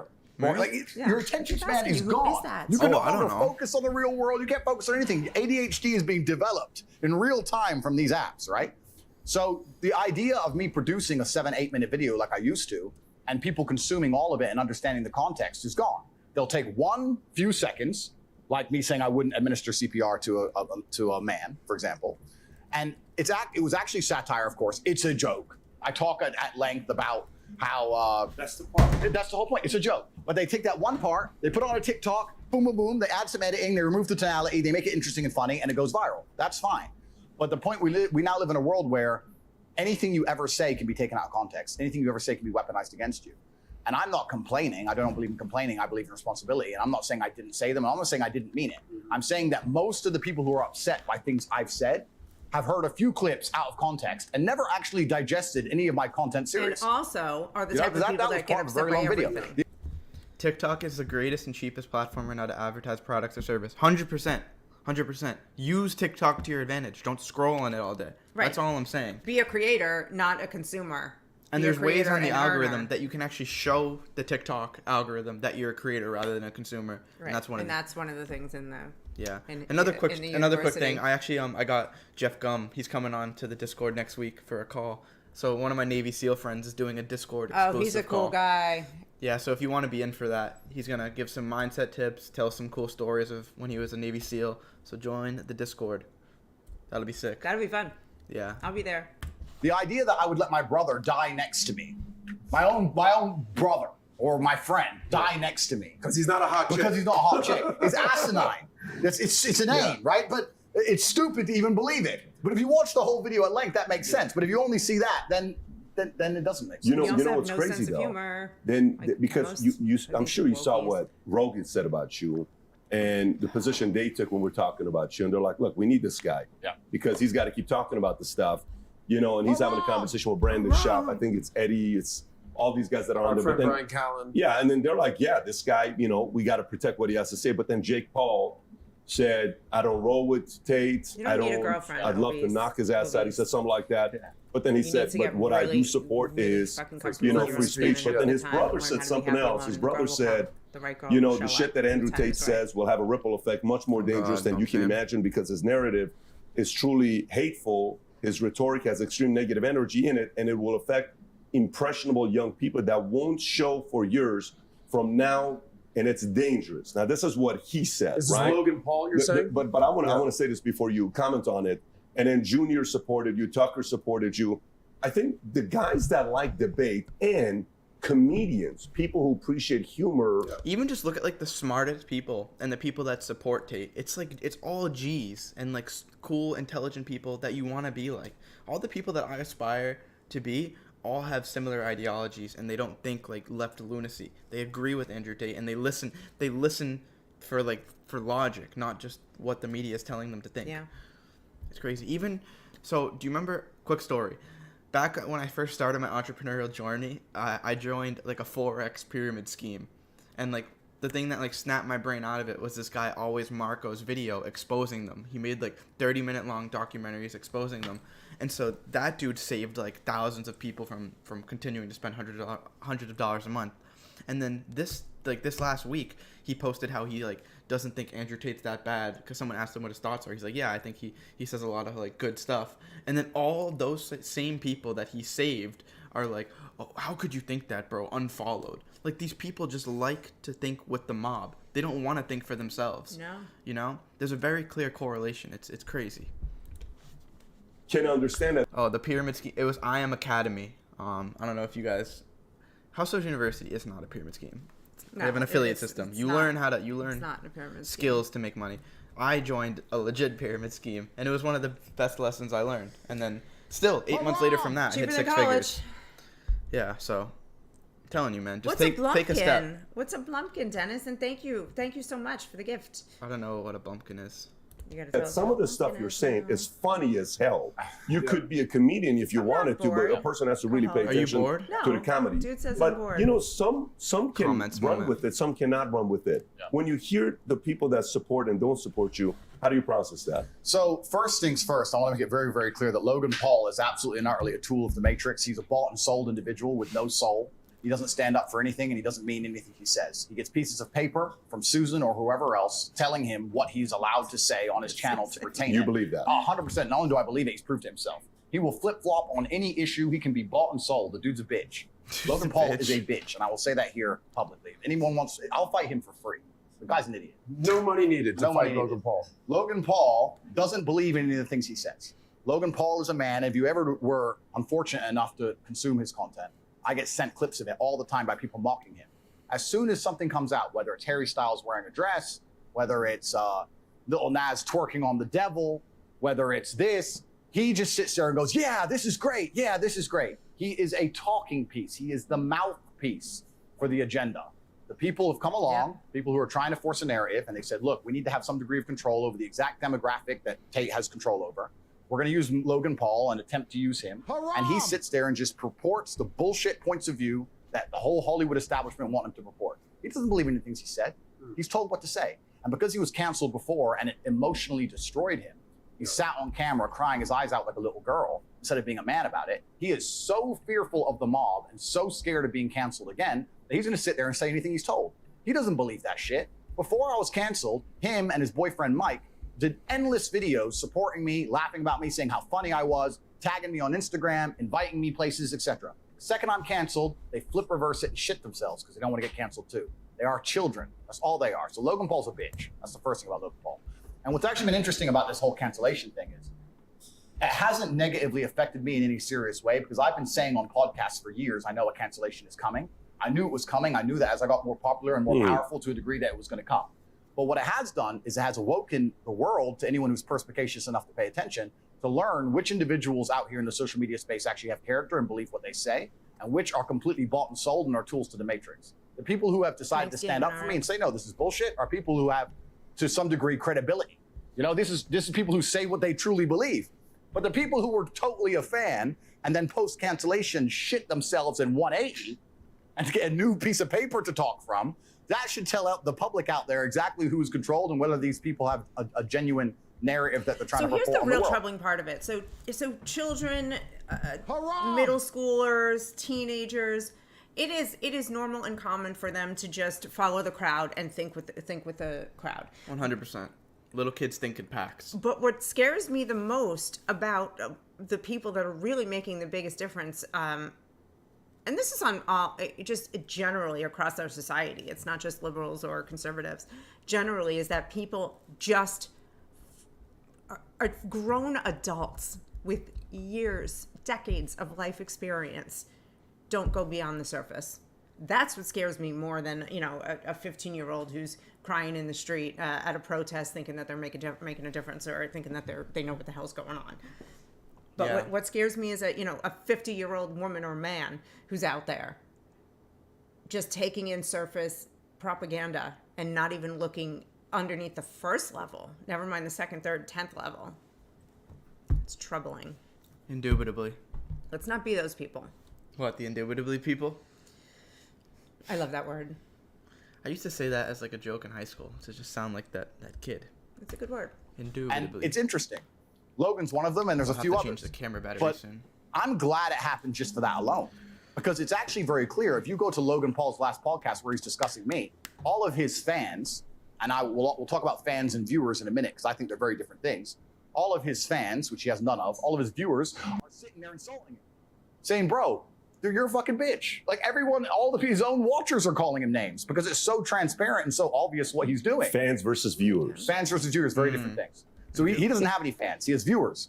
And Susan and the Matrix and the people in charge of social media companies are like, okay, we've set our media machine. Let me ask you guys questions as professionals. Let's assume, as professionals, let's assume what I'm saying is correct. Let's assume that the social media companies, when they banned me, set their media machine to all release thousands of news articles at the same time, trying to convince the world I'm an evil man. If they had that degree of power and influence, which I think we can all probably agree they do, don't you think they'd take their number one talking piece to the demographic, which is my fan, and give him a piece of paper and tell him what to say? Does that all make sense? Does that make sense to say, well, we told all the news to say Tate's bad, and all of his fans are 18 to 25-year-old men. Who do we have on YouTube who obey? And they recognize that people are very impressionable. So then when they go to someone like Logan Paul, people don't think for themselves. So then when they watch that video, they're like, maybe Logan Paul is right. Maybe it is a good thing that we got rid of Tate. Right, there's a 13-year-old girl going, he's got pretty eyes. I'm going to watch this. That's all you talk about is his pretty eyes. That's all you mention about Logan Paul. I'm just saying that, but I can see past the pretty eyes into the dumb mind. The 13-year-old girl can't. Haram. Bezos like a little cock who speaks to 18 to 25-year-old men. Logan Paul. Okay, Logan, here's your piece of paper. Do you want to get canceled again, Logan? No, you don't want to get canceled, do you? No, Mom. You're saying a call like that was made? 100%. The dude's a bitch. He 180'd from a super fan to talking about my rhetoric being dangerous in 24 hours. There's a difference between you saying who you think he is versus you making the speculation that he got called by somebody to say, here's a narrative we want you to take, or else we'll silence you. Well, Logan is not capable of independent thought. So if someone didn't give him the narrative, he didn't think it up himself. The dude's an empty vessel. He says what he is told to say. Somebody, somewhere, told Logan what to say and what stance to take. We can argue whether it was a social media company, whether it was his manager who was fearful, whether whatever. But somebody sat with Logan and said, look, Tate's getting a lot of smoke. You were cool with him. Your boyfriend Mike was cool with him. He's getting a lot of smoke right now. You're going to bitch out. And he sat there and said, yes, sir. Yes, I will. Because he has no character or no integrity. If it was all the other way around, let's imagine he was getting canceled. And I truly believed it was unfair. I'd sit there on my own platform and say, this is bullshit, because I'm not bought, sold, and owned. Battery, guys. He's an owned individual. So he's always going to say what he is told to say. He's always going to sit on podcasts, speaking to the youth, promoting Harry Styles wearing a dress, saying that it's great that Lil Nas twerks on the devil in real time for our children to digest, and then say, I'm dangerous to the youth, because that's what he's been told to say. Logan Paul has absolutely no capability for independent thought, and he has no character as a man. We watched some of that Logan Paul reaction to Tate being banned, and he just kept saying that these bullshit talking points. He's dangerous. But he didn't even he couldn't give any examples, and he couldn't explain. So even his as Tate calls him, his girlfriend Mike, turn around and would say, "Oh yeah, you can see all this sex trafficking information on TikTok about Tate and how bad he is to women," but again, couldn't give even a single example, specific example. Never mind, look beyond the example and give some real context and give some real thought on it. So it's just this surface conversation that has no value to anybody's mind. And we have been trained as a society to just only look at the surface. Only look at the surface and you'll be happy. Don't use your brain. Don't go deeper unless you want to... What the fuck, man? Lose your fucking mind when you go deeper. Why do I have to fix it? Just fix it. You fixed it the last time. Just do the same thing. Fucking fuck. Know what I'm saying? Okay, guys, we're good. All right. Oh, make sure this one's good. Wait. We good? What's happening? Okay, no, we're good. Sorry about that. If I had any Streamlabs nerds pop up in my Discord to help out, that'd be lit. Okay, yeah, we're good. Haram. Now you said he got canceled in the past. I don't think he ever got canceled. I think his channel was demonetized for 90 days, but they kept all his stuff up. He was never taken fully down, like you were fully taken down. They just kind of demonetized. This is for the Japanese. This is when he did the Japanese video where apparently he went to a place where you commit suicide in Japan. Right. Yeah, I'm not completely familiar with the absolute mechanics of its cancellation. All I do know is that he cried on television repeatedly. So the dude was obviously emotionally affected by it and is fearful of it. And when someone is scared of something, that's the tool you use to manipulate them. Well, he is scared of being canceled. Because when this happened to you, you're 35 years old, right? You're a grown man. I know you like to joke. I'm an old man. I mean, you're in literally your prime, bro. Correct. When that happened to him, he was 23 years old. Correct. Right? This was 5 years ago. I think he's 27 now, 22, whatever. You've had a lot more life experiences and been in fights, literally, proverbially, all that, versus someone who's 23. I can see where you're coming from, being like he's been groomed by this virtual governments, these digital media companies. He needs them. He needs them. He's become a mouthpiece of them, is what you're saying. He's a mouthpiece of them. He needs them. And you're right. He was younger at the time. I would like to think that Patrick has been through a much harder situation in his life at younger than 23 than cancellation and wasn't crying his eyes out like a little girl. So the dude's obviously emotionally soft. He needs them. And the reason he needs them is because Logan Paul doesn't have fans, he has viewers. And that's what's actually been highlighted to me significantly since my banning, that there's a massive difference between those two things. Logan Paul is a person who needs the platforms and needs the algorithms, and people will watch him, but they will sit there and most of them will call him names, but he will have views. That is different than having fans. When you have fans, me, for example, when I got canceled, they say, "Where's Tate? Where is he?" I'll go anywhere he is. I'll download any app. I'll uninstall the other apps. I think he's I'll right. take his content and... I mean, I don't know. I would like to know the demographics on, other than he said 18 to 25-year-old men watch Logan Paul. What are their viewpoints in life, and how do they think? Because would they, maybe they abandoned him when he shit on Tate. Maybe they also like Tate. I wonder if they have. I hope so. Yeah. Just a quick reminder again, next week in my Discord, I have a Navy SEAL coming on to give a motivational talk. You guys can talk to him, answer questions. He's going to tell some cool stories of being a SEAL. So definitely recommend joining. It's going to be sick. Has he been watching any of this stuff? No, but one of the UFC guys I know has been catching up. Cool dude. Post it on the platforms they don't want him on. Where is Tate?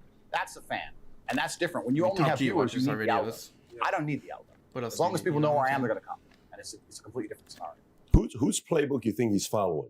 If you were to say, because isn't that the Hollywood playbook? Like you follow that playbook, and as long as because that's what you're speculating. He's following the playbook up. You follow our narrative, we're going to give you the world. I think that since the dawn of human time, anybody who had power understood that it was a particular demographic which is going to become dangerous to their power mechanism in the future. It's not a new idea. The idea that the Romans would conquer a Greek city and kill all the boys and all the military-age males, it's always been the same, right? Who's going to cause us trouble if we want to hold this city? These guys. We'll get rid of them. So nowadays, I think what they're trying to do is neuter this class. They're trying to neuter this class by affecting them mentally and affecting their mindset and affecting their ability to think critically. And if you neuter this class, you're far less likely to have a revolution when you do something crazy. Like, I don't know, like, for example, imagine for 2.5 years you wanted to lock everyone in their houses because of the common cold. Let's imagine you were going to do something tyrannical. You would want to ensure that this class of individuals were so busy concerned with either being depressed or jerking off or being physically weak or distracted, so they didn't all stand up and go, wait, this common cold can't hurt me. And I just started my business and I ain't going bankrupt for this shit. They don't want that. So they're trying to neuter a certain class of people. I don't really want to talk too much in depth about who I think they are because I'm trying to stay alive and I would never kill myself. But it's certainly happening. And I think anybody with a brain can see the narrative is out there, and the narrative is being purported and accelerated by all mainstream media channels. I love it. I can't say and enough people what who an are allowed to exciting have a time platform. it is to be alive, to watch the curtain being pulled back. So cool. On the power players. And we're just getting a peak right now. I can't wait. Just a peak. I mean, give it another 10, 20 years, and it's going to be mayhem at the top. Yeah, I know. I can't wait to interview Tate one day because it's already in the works. It's going to happen eventually. And I already have a full list of questions and stuff that nobody's asked because we watch him so much that I feel like there's like only so much you can talk about with the dude at this point, since he's literally said everything that's known to man that can possibly be said. I do think that we need to talk about different things, though, because even he has got to be tired of talking about the same things over and over again. Every interview that we've had. I know, that's what I'm saying. I already have a list of questions that are other unique. questions. Have you been taking down any questions when you think of them? No. Or we already know what you want to talk about with Tate. You want to talk to him about? No, that's between me and Tate.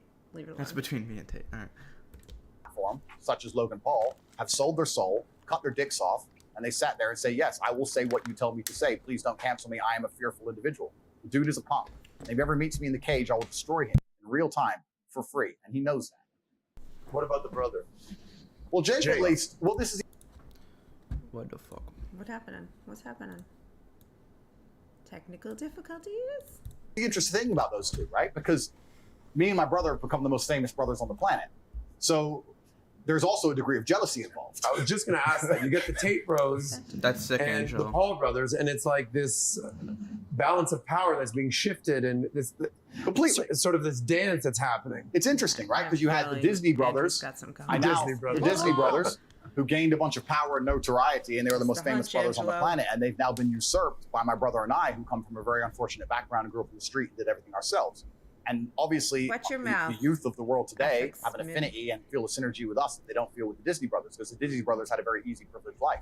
You know, they grew up relatively easily and privileged. If you get a Disney contract, then you become a YouTuber. You've never really known struggle. I mean, you've had it pretty good. So there's a degree of jealousy involved. Jake at least stood up for free speech. Jake has said some negative comments about me. I've said a few negative things about him. But I have nothing personal against Jake. And also, I find it interesting that Jake and Logan are not even that close. They may pretend to be. Obviously, they're brothers. But Jake and KSI have beef. They're literally trying to hurt each other. Logan is KSI's best friend. When you ask Logan who would he choose between KSI and his brother in a boxing match, he's like, oh, I don't know, man. He can't even choose his own flesh and blood over some fucking dude he met. Their whole relationship is weird. If you insult my brother or you have any kind of problem with my brother, you have a problem with me. That's on site permanent. Like, me and my brother are like this, but they're not like that. They have this weird relationship, and they've slept with each other's girlfriends and a bunch of weird shit. Yeah, so I don't know what's going on with them. I'm the same way with my hometown friends, though. We're kind of like that, where it's like you don't mess with each other. And even when someone in like the outer friend group messes with someone in the core friend group cuts out that outer person. You know what I mean? Yeah. Like, it's like you got to have your few boys that you really run with, you know? No, that would be terrible. Well, that's nice. Yeah, KSI did say, thank God Andrew Tate got banned. Go ahead, If you a were girl saying does something. that, she's out. We're talking about the Tate brothers. Right. And the Paul brothers, arguably the two most famous set of brothers in the world. Right. But you've got two sons, right? Yeah. Well, listen, similar age difference between these guys. For me, here's what I like. Yeah. I'm a pro competition guy. Yeah. Right. The fact that he went on Rumble and he got 500,000 subs in 2 weeks, you know who wins? You know who wins? The market. The world wins. Yeah. The fact that he went on Rumble, got 500,000 subs. Good job for Chris for making that move, by the way. We know and we've had good conversations at the Help house. us out on Rumble. Join up. Oh yeah, follow us on Rumble. We're actually thinking about doing some, like, a video that is only on Rumble. I'm going to make it a good one. But we're not going to put it on YouTube. Yeah, well, I'm thinking of, like, watching InfoWars, where that will obviously get taken down on YouTube, and then we post our reaction to it on Rumble. Or, like, our Discord. So make sure you join the Discord, because we'll promote the link in there. But also follow us on Rumble. I would love some suggestions on some real controversial shit that YouTube would definitely take down that we could only do on Rumble. Oh yeah, we take video suggestions in it too. Yeah, either here in the chat or you can DM Sunny. And he's making a move right now on the Discord. I made a channel in the Discord for people to suggest videos. Oh, good. And you can follow my mom on Instagram. It's Sunny's mother. Sonny's mother. We got like Russell Brand and a few other guys. Amazing. But the stud, he's doing the right thing. Yeah, he's doing the right thing. Yes, amazing. No question about it. Amazing. But go back to this. I want both to be competing.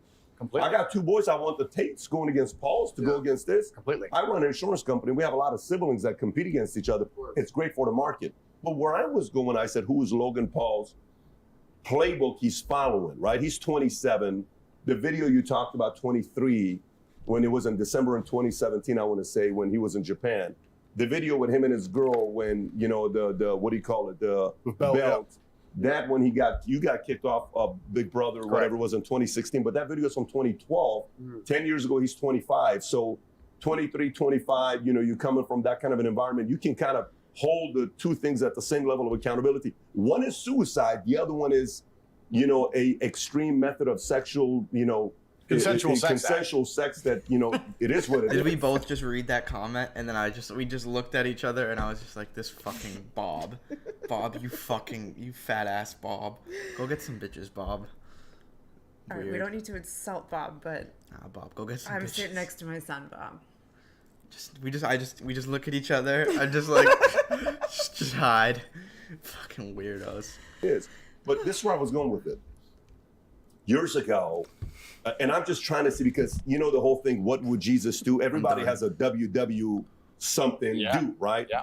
So Logan, when he did the Japan thing, the story came out, he was talking about it openly, that the Rock's people said, hey man, you got to distance yourself from him. And apparently what he told is Rock's people contacted to say, hey, delete all the pictures that we have together, et cetera, et cetera. So maybe he's going into wrestling. He's following Rock's footsteps. Yeah. Rock is definitely somebody that if he ever wanted to run for office, that's a guy that could do it if he wanted it. I think Logan's another guy, whether you like him or not. I think he's got the pedigree to one day run. It doesn't mean you're going to support his policies. Correct. But he is a guy that's going in the direction of one day running. 20, 30 years, he could do it. So maybe he's sitting there saying, he's talking about celebrities who could run for office. And he's saying Logan could. If he stays within the boundaries of the Matrix for that long. Wow, imagine he's thinking that long term. That'd be crazy. I don't know. It's like going bowling with the kiddie rails up. Yeah, lame. It's wild. The Rock do. He distanced himself from me. Well, maybe I got to stop defending this guy, and I got to distance myself from him. I wasn't going on the angle of, you know, Hillary Clinton, Calder, all these guys. No, I was going more, what playbook is he following? I understand exactly what you're saying, but I would disagree, and the reason I would disagree is because that requires a degree of thought and intellect that Logan Paul does not possess. He's an idiot? No, I know he's an idiot. He's not thinking that far ahead. His handlers might be thinking that far ahead, and his handlers are, if he is as handled and controlled by other people as Tate thinks he is, they may be saying this to him, and he'll go, oh yeah, that's a good idea. Huh, interesting. He's literally, someone has told him, say this, and he says it. It doesn't matter, and it's not just me. There's been loads of examples, and I put it on my podcast on Rumble, where we went through all the times where something came up, some controversial subject that people were discussing, is this good for the public consciousness? And the answer was always basically no. Is this necessary for children to be consuming? The answer was always basically no. But it was purported by the Hollywood elites, and Logan was always the number one person sticking up for it. He is bought and sold by somebody, whether his management team, whoever they are, they think it's good for him to act this particular way. He does not think for himself. He says what he's told to say. But isn't that Hollywood in general? Completely. Right? The Matrix. Exactly. The Matrix. So we agree. The Matrix. The agents of the Matrix. Some minds are not ready to be freed. And those who are not ready to be freed are going to sit there and they're going to defend the system. What does Morpheus say himself? He's sitting there defending the system. Logan Paul is going to sit and pretend that the world is going to be a better place if you remove all opposing ideas. And he's going to sit there and say that because he's a moron. Anyone with a brain understands if you care about your children and your children's children, they need to live in a world full of healthy competition, exactly as you said. As soon as you remove all opposing viewpoints or all competition, you end in tyranny. And anyone with a brain will sit and say, if he had any kind of character, he'd say, I completely do not agree with what Tate says. However, deplatforming is wrong because of X. He doesn't have to talk about me or what I've said. He can sit there and say, no, deplatforming is wrong because we need to have opposing viewpoints, opposing ideals. Idea A, idea B, the truth is perhaps in the middle. That was so skeevy watching Logan Paul defend censorship. It was just, it gives me the head to toe heebie-jeebies. Yeah. To think of anybody that is pro censorship, I can't even get near it. I'd rather drink another raw egg. I'd rather drink an egg every minute. The egg wasn't that bad. It would be bad. An egg a minute would be pretty rough. An egg a minute would be horrible. But honestly, like, I could see myself sucking down 3 of those in the morning. Well, you do. You're going to have to, because tomorrow morning, that's how I'm waking your ass up. What are you going to do? Is it like crack in the cup, drink, crack in the cup, drink? Or is it like a... No, we're going to watch the Rocky clip. I'm going to show you. You put them all in one glass, and then you just chug them all at once. I don't know if I'm going to do that. I might just do one at a time. So it's just like... Tomorrow we'll start with 2. Learn how to do 2. Please don't belch anywhere in my vicinity. You're lucky I didn't fart, kid. You know what I'm saying? There's no intellect. You There's can no disagree with somebody. He can't do that. He's not smart enough. Yeah. Tate's bad today. Okay, tell me when he's good again. He's a bought and sold individual. When my hero arc completes, because we're at a transition stage, when my hero arc completes, and much like Batman, people understand that we thought he was the bad guy, but we realized we needed him. And when I come back to save Gotham, and the hero arc completes, you'll see him and his little boyfriend back on Instagram saying, Tate's funny, and swap again, because it's allowed. That's all he is. He's That's your prediction for him. Not a prediction, it's absolute matter of fact, especially, it also couples in with the fact that he's extremely jealous of my brother and I's success, because my brother and I's success is not based on the same successes that he enjoyed. His success is based on being a clown. That's why he has viewers. He puts on a Pokemon suit, and he jumps around like a clown. He doesn't sit there and give ideas or say things that make people think to the point where they genuinely resonate with your mindset. He's not intelligent enough for that. He's a performing clown as opposed to a philosopher. So they're different, opposite things, and he knows that, and it upsets him. He can't sit in front of a camera by himself and say words that are going to inspire the crowds of any city in the world to shout your name. If I were to walk through Madrid right now, there would be young people shouting my name, Top G, Top G. That's because of what I say. He puts on a Pokemon suit and does a dance. He's an entertainer. He's not a thinker. They're different things. It's crazy. People are like genuinely fans for Logan Paul. I mean, for Andrew Tate. But with Logan Paul, it's like, oh, there's Logan. No one's like actually fanboying over him, I feel like. Conversation yesterday. They're unless different it's like unless like the little girls. Fucking dummies. Right. And this is sort of to your credit. We were having this conversation. Mom's we knew taking we'd a have this bathroom break. She'll sort be of back. dialogue. And he said, Pat was asking me, Adam, what do you think? I said, you got to understand something about my perspective on Tate is 95% of what I've seen about Tate is camera to the face, him talking and spitting game. Right. When you're talking about the Paul brothers, it's fighting, dance. There's not a lot of people that can even do what Tate does, where he just sits in front of a camera and spits game. Like, he is one of the most, I don't know, he's one of the most articulate people around right now, and that's why he's gaining so much traction, because there's no one like this that actually makes people think as much as he is. Everyone just consumes content all day. Everyone looks at their phone, eats up the junk, has no thoughts behind it, because when you're looking at your phone, you're not actually having any original thoughts. It's there to kill your brain. It's there to get you to stop thinking. They just want you to consume and then adopt those thoughts that they're portrayed to you from social media. The 79 cents. Thank you, boss. Now I'll go buy a candy bar. All right, let's keep going. Dancing, all sorts of whatever. Right. I've never seen you in the ring.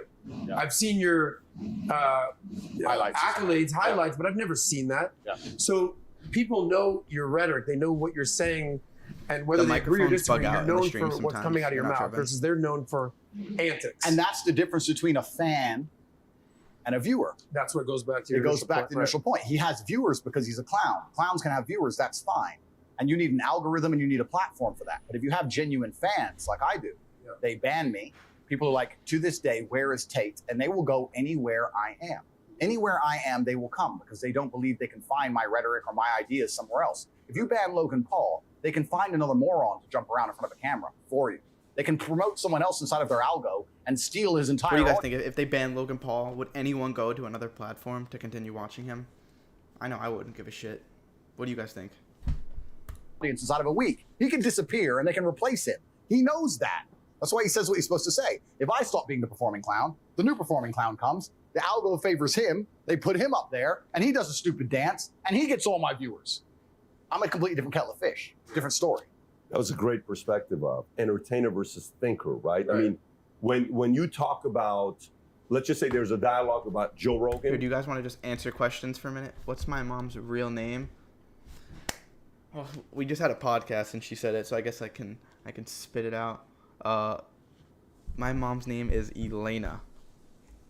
Mom reveal. Isn't that crazy? Yeah, no one's watching Logan Paul if he goes to another platform. Who even watches Logan Paul? Like, why is he so relevant now? Does anybody actually watch like the Impulsive podcast or anything? How you doing, G? It's so weird how some people have such big platforms, and I'm just like how? Like, who cares? It's the same thing with the Kardashians. Like, I don't understand why people love them so much. Is it just because it's just they have a reality TV show? Like, I don't know. I've never watched them, so I can't really say. I don't know. I was just saying how I don't get how some people have like platforms that people actually watch. Elena. Yeah. Oh, I told them your name. You said it in a podcast. I said it in a recent podcast, yeah. So what are you gonna do? It's ELENA. Thanks, guys. Can't spell Logan without L. What are you talking about? So the other day, Joe had this guest on, and you know this person, and Joe said this, you're having a dialogue with another person. But if you talk about, the other day, man, Logan did this one video, it's hilarious. So that's where he's going is one is creating dialogue, the other one is creating entertainment. I can see that. And by the way, one thing, the day you got banned, we wrote up a story and we posted it on Twitter. And I said, so this guy's a threat to society, the way they're presenting it, right? Tate is a threat to society. Question mark. And I'm gonna read all the things that you said because I want the audience to hear it. Some of it is uncomfortable probably for you to hear. Absolutely. But I'm gonna read it because I want the audience that maybe hasn't heard all of it see it.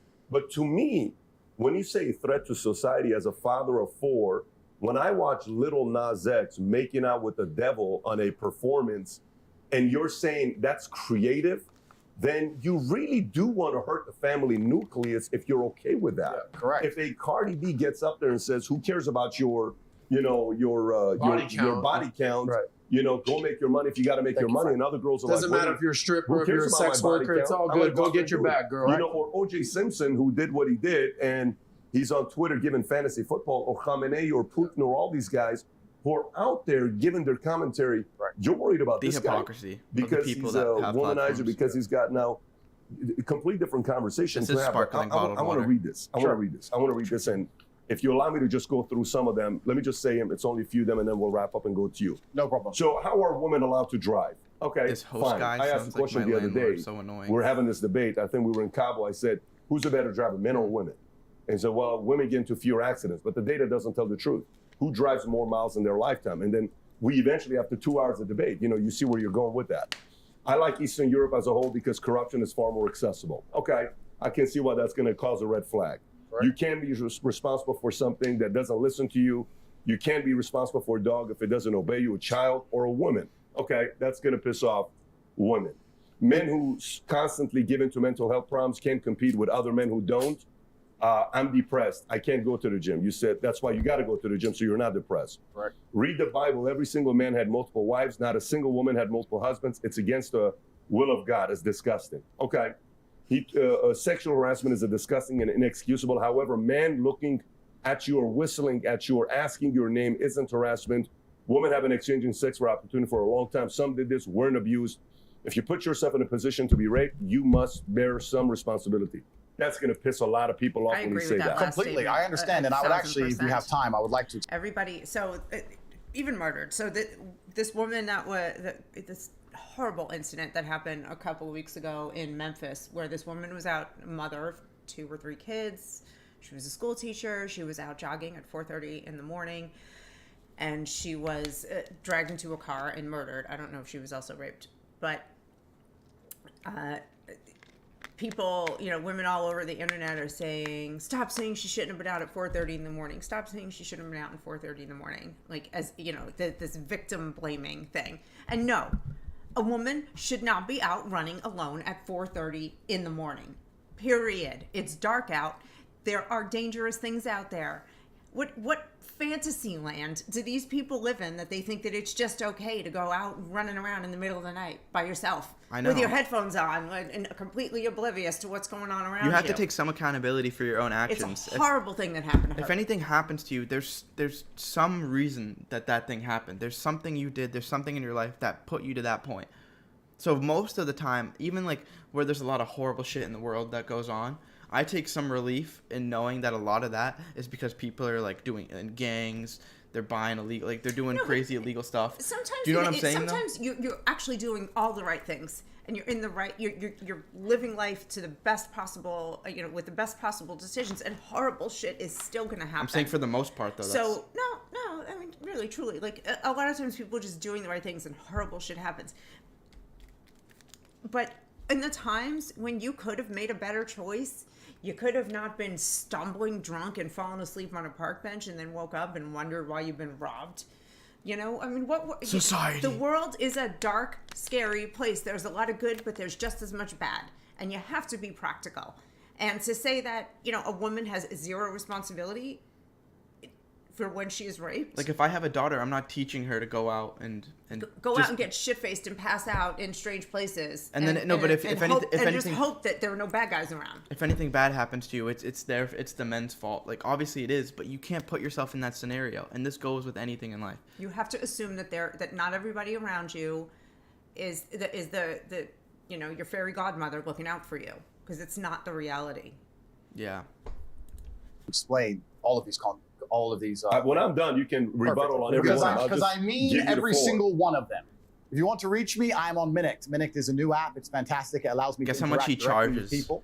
I get a lot of messages on email to talk to him on his platform. He charges $400 a minute to video chat with him. Isn't that crazy? That's what, he's worth it. But I'm surprised but it's he not better more. say different shit than you can hear for free. Would you be with a woman who's not a virgin anyway? She's a used good secondhand. Right. I mean, that's 99.9%. Read the Bible. Every single man had multiple wives. Not a single woman had multiple husbands. Yep. It's against the will of God. It's disgusting. Okay. Yep. It's easier to get off on rape charges in Romania. Okay. That was taken out completely out. Of course it was. You went a little bit deeper, but again, you can give your position. Yep. Anyways, there's a bunch of other things that I can go on, that I can go through. So I read those comments, and here's what I'll say when I read those comments. I have 2 sons, I have 2 daughters. When I post stuff about you, and they'll say, how dare you, who's a father married with 4 kids, would you want a girl, your daughter, to go through this? And I said, first of all, I get judged on how I raised my kids for 18 years. Yep. Your brother now has a daughter, so you got a niece. So your emotional attachment of your fear, paranoia for having, if somebody touches that girl, I know your wiring is, you guys are going to be in a completely different place. Absolutely. And God's got a funny way of giving daughters to men that, you know what I'm saying? So, it's true. Or nieces. It's true. But when you hear these things and people say, well, dude, that's just not cool. You can't say that. We're about this. We're about that. We're about this.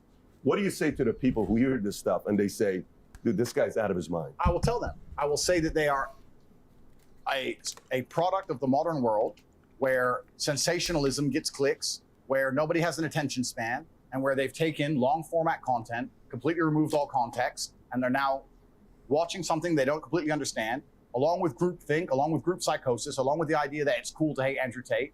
They are now saying that I'm the worst man in the world. I can explain each and every one of these sentences, and with explanation, people will understand that I'm not some evil psycho. There's endless videos on TikTok of people going up to women on the street going, what do you think of Andrew Tate? And half of them actually say, we love Andrew Tate. I'd love to date a man like Andrew Tate. He's the kind of guy I like. The girls will say, I hate him. They say, why? He says, he talks bad about women. And then they say, what does he say bad? Every single one of them goes, I can't remember. They were told to believe it. Like they're told to wear. That's why you need to actually, like he just said, you need to think about why you think what you think and who told you to think it. Mm-hmm. Because when it comes to the, you get asked a question about it and all you know is the agenda that the media's been pushing on you and you don't have any explanation, you're going to look like an idiot. Know what you're talking about. Know what I'm saying? Yeah. Yeah.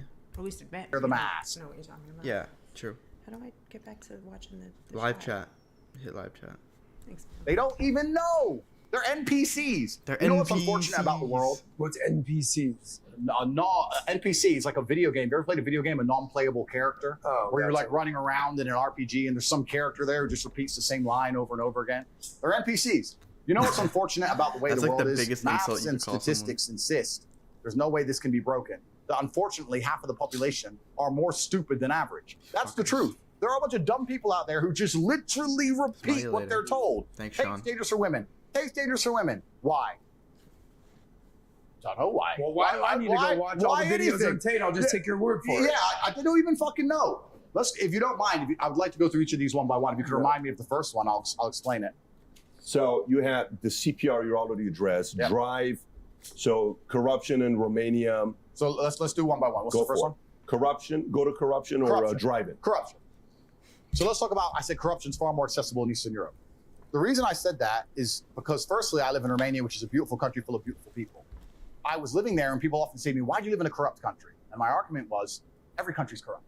Yeah. If you think America is not corrupt, you are living in a bubble. The world is corrupt. England's corrupt. They're all corrupt. The EU is corrupt. Russia's corrupt. Every country's corrupt. I would rather live in a corrupt country, considering that they're all corrupt, with corruption that's more accessible to myself, than in a country where they're going to pretend there's law and order unless you reach. And it's corruption. It's not like he's like, oh, well, I can rape women and I can do horrific crimes. It's like I can speed and give the guy a ticket instead of getting thrown into jail cell. That's the kind of corruption he's talking about. Because when you're here, these people at the top all have access to this corruption. It's just that they've convinced all these people to follow the rules so much, and then they can all break them, you know? Yeah. And those other countries, if you have some money, you can access that corruption. And it used to be much easier here too, but now everything is, body cams, and you just don't. There's so many cameras everywhere. Cameras. Like people are just more afraid of getting caught now. People feel like it's such their duties to just follow orders blindly. Like we saw that with the masks. Yes, some of them are, and some of them are just pissed that there's video cameras everywhere that they and recordings that they could get caught and busted. So trust me, the video camera and audio devices everywhere definitely prevents a lot of corruption and crime. For police, low key corruption and crime. Did you ever go on like an airplane and how much of Nazis the stewardesses were? They were the worst. Oh my God, I was sleeping on one, Same. and she yelled at me, screamed at me, awake, like while I was sleeping. I'm like, ma'am, put up your mask. And it was just like coming down off of one nostril, and it was horrible. I would how about some manners, bitch? Slap, choke, shut up, bitch. No, and you can't even say anything because they'll have the feds waiting for you at the gate. Retards. Just certain level, and then you can access the corruption. I'll give you a very simple example. If you are, let's say, the husband of a senator, for example, and you DUI, let's just make this up. Hypothetical. This would never happen. This would never happen because for sure. This kind of stuff doesn't happen. The greatest country in the world. There's no way that husbands of senators don't drink. That's such a good point. You know what it is too? Like the corruption here and like what you can get away with. It's like you can get away with weird crimes here. Like you can just fight in the streets and stuff, and like the police won't do anything. Like crimes that you should be getting in trouble for, the police won't do anything. But then if you're not wearing your mask when that's all going on, or you go out after 10 p.m. past the fucking curfew, that's when you get your balls busted. No, that was a unique time. That was a unique time trying to get us all to conform. And they did a great job of it. A lot of people did. So Angela just said, I can literally fight in the street. The cops just send me home. I think that's those are days gone by in most country and in the bigger cities. I'm not sure how big of a city you live in, Angelo. I think you said you lived in Montana. And I don't even know the biggest cities in Montana. I would still imagine that a lot of the cops know the people in their communities. And if you have community policing where the cops know people, they will like take you home instead of ruining your life. But in the big cities, it's there's so much going on that it's impossible for them to do that at this point. DUI. Well, let's imagine you did, right? In America, you get off with it scot-free. But if you're a single mother or you're a single parent and you're out there working a minimum wage job and you're trying your very, very hardest and you have kids to raise and you get a DUI, you're fucked. Now, I think it's kind of unfair that the corruption limit in a rich country, in this hypothetical super rich country, means that people at the absolute elite can do whatever they want and nobody else has access. I'll give you another example. Let's imagine you're in Serbia. Same scenario. What we're talking about here. You're a senator's husband and you get caught with a DUI. Of course, nothing's going to happen to you. But you're a normal person, you get caught with a DUI. Happy. I've had a hard day at work. I know I'm over the limit. I'm sorry. Here's smoking that Ash J pack. Just gonna drive straight. Thanks, Happy. All right, cool. Go home. Bam. Accessible corruption. To me, that's a more of an appealing environment to live under than under a society where they're going to take a normal person, wreck them under the law, throw their ass in jail and fucking destroy them, and sit there and cry about law and order, law and order, law and order, when it's all bullshit anyway. There's no law and order. The threshold for corruption's too high. So for me as a person, you said I'm a chess player. If I'm a chess player and I analyze the chessboard, I have geographical freedom, I have financial freedom, I'm going to live in a society. Why don't I live in a society where I have the most possible moves to make on a chessboard? Where would I go? I'd go somewhere where my money can benefit me. I don't have billions. I'm not a senator's son, but I have enough to live in some other countries and be protected in some regards. I agree with him. That's just an intelligent chess move. 100%. I explained this at length in a video. All that context all removed. All want to live I in a was talking place where about we're not a speeding. fucking pond. They take the misogyny thing. They take something about rape, which is imaginary because I have no criminal charges against females, against anything in my life ever. They put it together. They take in the corruption from Romania. They throw that in. They whip it up, and they throw it out to the world. And it's bullshit. It's absolute bullshit. What's the next one? I said women can't drive. So let's stay on that one real quick. Sure. I mean, I can understand how that's gonna piss off certain people when you're explaining corruption and law and order, because where does jealousy and envy come from? If you think about it, jealousy and envy comes from what? Sometimes usually. It comes from people that no matter what they do, they can never be Tate. Yeah. They can never, ever. Like we were talking to Graham Stephan and he says, what do you think about Tate? What do you think about everybody that's going to try to do his affiliate marketing? I said, go ahead and do it. Yeah. I said, he's not duplicatable. Yeah. So non-duplicatable people like you are annoying to people that are, I don't know if you understand what I'm saying. Correct. They can't sit there and say, no matter how many motivational books they read, no matter how many videos of you they watch, they cannot talk like you and tell the story. Yeah. That produces envy and jealousy. Right. And you can see how someone like this can be taken out of context saying, he must be a criminal for wanting to go to a place that doesn't have law and order. Absolutely. And I understand why they would say that. Now, what's actually interesting is Bucharest, the capital of Romania, where I live, is statistically 25 times safer than a city like London.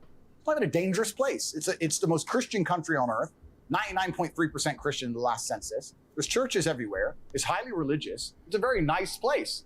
It's just a different economic. It's just a different economic bracket. It's nothing to do about Romania specifically. You go to any second world country in the world with a different economic bracket, the corruption is going to be more accessible. The price is lower. Humans are corrupt. Every single institution on the face of the planet that is run by humans, which is currently all of them, at some degree is corrupt. All of them. Whether it's doctors, financial, judicial, law and order, the monetary system, it's all completely and utterly corrupt. You know why people... Dancing K, it's a dollhouse. People refuse to believe that. It's like a real thing. Our grandpa built that. He's a G. People refuse to believe that how corrupt like every single system is, and that they can even be that corrupt. But for me, having like run a business in the crypto space, which is one of the scammiest places in all forms of business, it makes total sense to me that every other system is just a complete scam. Because I've also seen what people will do for money, and that they just don't give a shit. You know, they'll just steal from other people that they're friends with. It's fucked up. It makes perfect sense. Haram! And to sit here and believe that any of them are just and fair, I think we've just learned in the last few years that we can see that even simple things like keeping people alive, even medicine, is completely corrupt from head to toe. All of it is. So you have to understand that, and then you have to look at the chessboard and go, okay, if it's all completely and utterly corrupt, and I understand that there are certain people who get to play the game on cheat mode. Hope we can hear you in heaven. Do I want to be able to play the game on cheat mode if I'm going to try and be the best version of myself? Well, yes, I could possibly do that in Nigeria. I could play on cheat mode. I could possibly play on cheat mode in Croatia. I could possibly play on cheat mode here. Here, I have to stick to the rules. If I have to obey the rules of chess against a person who can move their pieces however they want, I'm going to be perpetually crushed for eternity. So it makes that's just smart business sense to me to sit there and go, you know what? Fuck it. Let's change the board. Let's move it out. Let's reset up the pieces and let's play this way. And this is nothing specific with the country I live. I have absolute respect for the country I live. This is just human nature. This is the nature of systems and how they work, and the nature of the first world, second world, third world. This is just how the world works. So I say these things and people want to sit here and try and they mix it up. They take that and they try and mix it up with some girl shit and try and pretend I'm not talking about basic things like speeding fines. That's really what I'm talking about. And we can have a long, detailed argument about how corrupt America is, but I like to think that most people with the brain understand the kind of shit that's going down in America. So America's absolutely corrupt as well. It's just a corrupt world. That's When's humans. the last time you lived in the States? I left when I was a child. So you haven't lived in the States in decades? Never. Wow. But you go back quite frequently. That might come to an end. That might come to an end. Maybe Miami. Miami, But you use an analogy to kind of set you up for this. Use an analogy with Pomp whenever you did that interview. You said, listen, if you two basketball teams, you play a pickup game for $10,000, no referees, no judges, no nothing, just go for it, guys. Do you think there'd be any cheating going on? Fuck yeah. Yep. Of course. Yep. So now, what was the analogy or the metaphor that you made for government and systems? So I said, for that? So I say, if you accept that in a basic pickup game of basketball for $10,000 without referees and judges, humans are going to naturally avert to cheating to make sure they win. Do you think the people who are in charge of the world, for the power and control of the entire populace and all of its resources, are not going to consider cheating to win? Yeah. You think it's not going to cross their mind to just go, you know what, let's just change this little bit. I was thinking. You're going to sit there and believe, no, it's fair. Nothing is fair. Nothing has ever been fair. All those people are morally superior to all of us. Give me a break. Morally You'd superior. Be an idiot morally to think inferior. so. Those people have way less morals. The shit that they actually do, oh my god. I'm not even going to. Just the shit we know. Imagine the shit they've gotten away with that we don't know. Ew. And it's always the people that are most vocal about moral superiority. This one, this city council woman took a $20,000 bribe. This one's made $500,000. This one's done this and that. Please. I mean, what is Pelosi worth? Tens of millions of dollars off of insider trading? Yeah, hundreds. But yes. Why is a government official worth that much? That makes zero sense.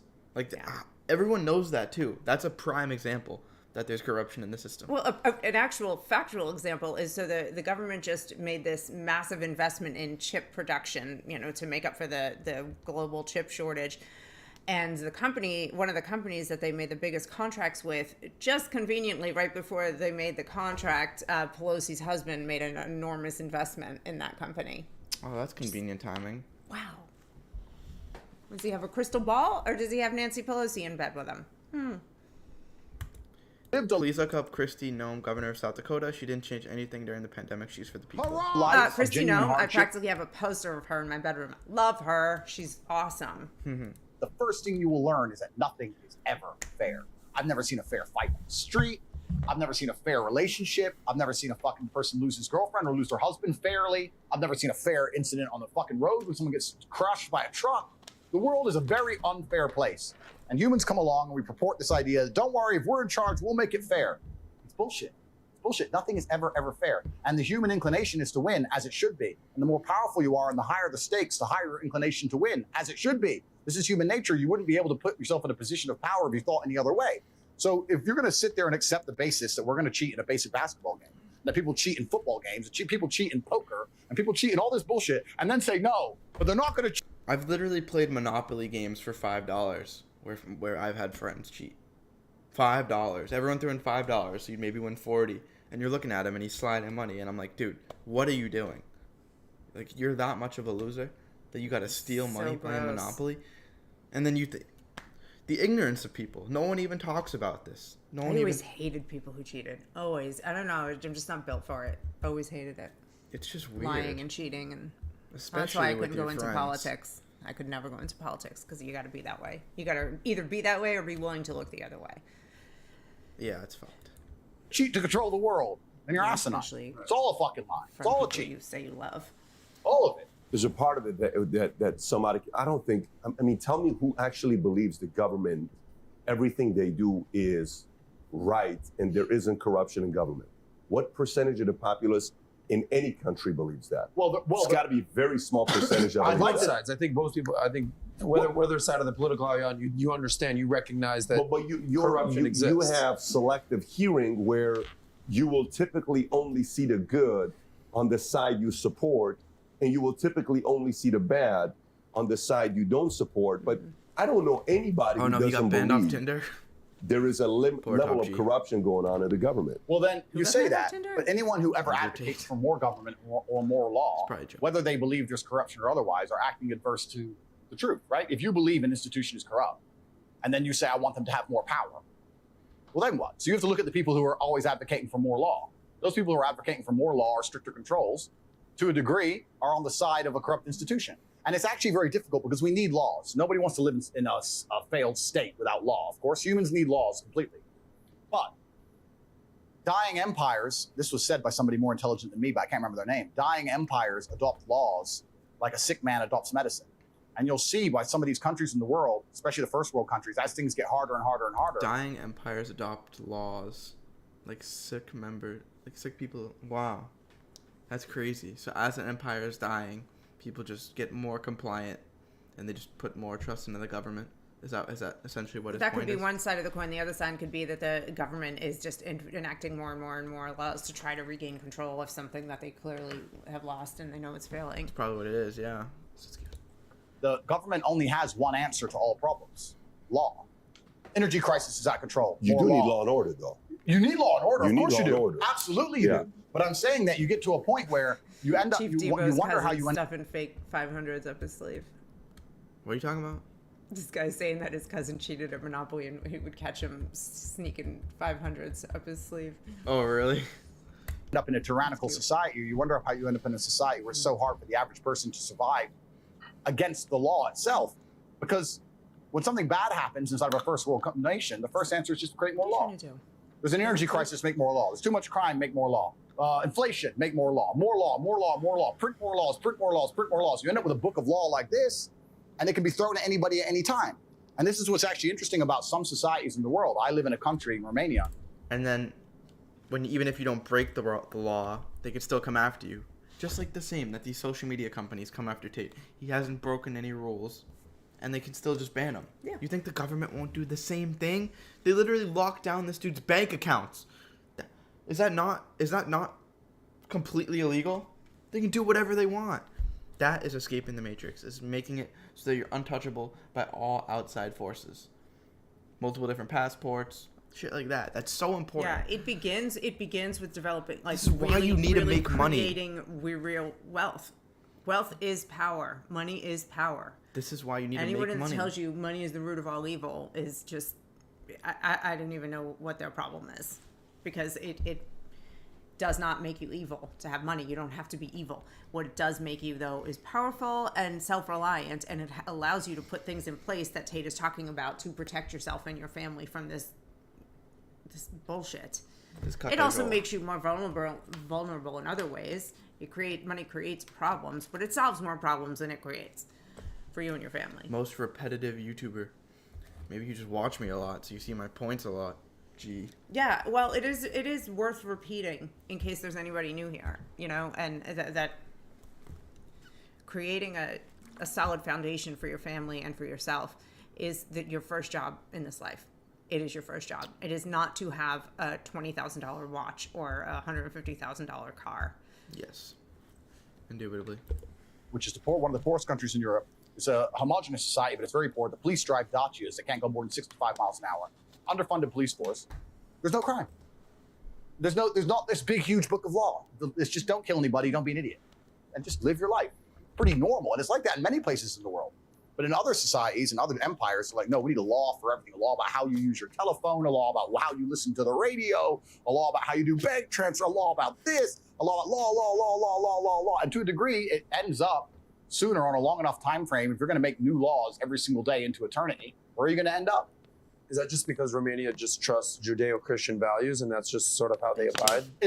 I'd like to think it's that innocent, but I think a lot of it is also down to enforcement. I don't think they have the mechanisms to enforce laws, so they don't pass them.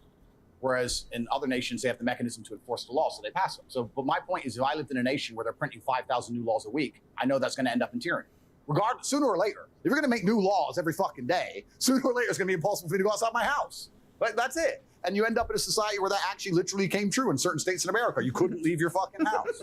That's what happens.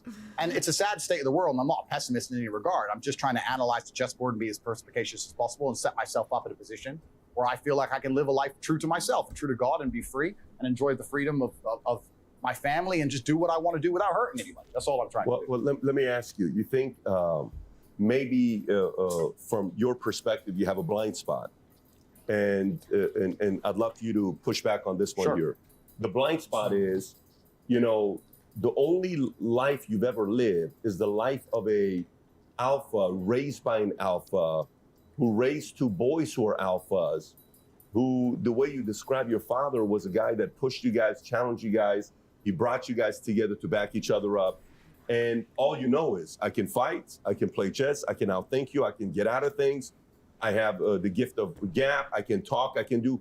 So that's the only lens you have where, you know, if we were living in times, biblical times, a guy like you would probably end up being the emperor. A guy like you who can do all of those things, you're probably going to make it to the top. Correct. But they created laws and orders for guys like you to not bully the little guy, to protect.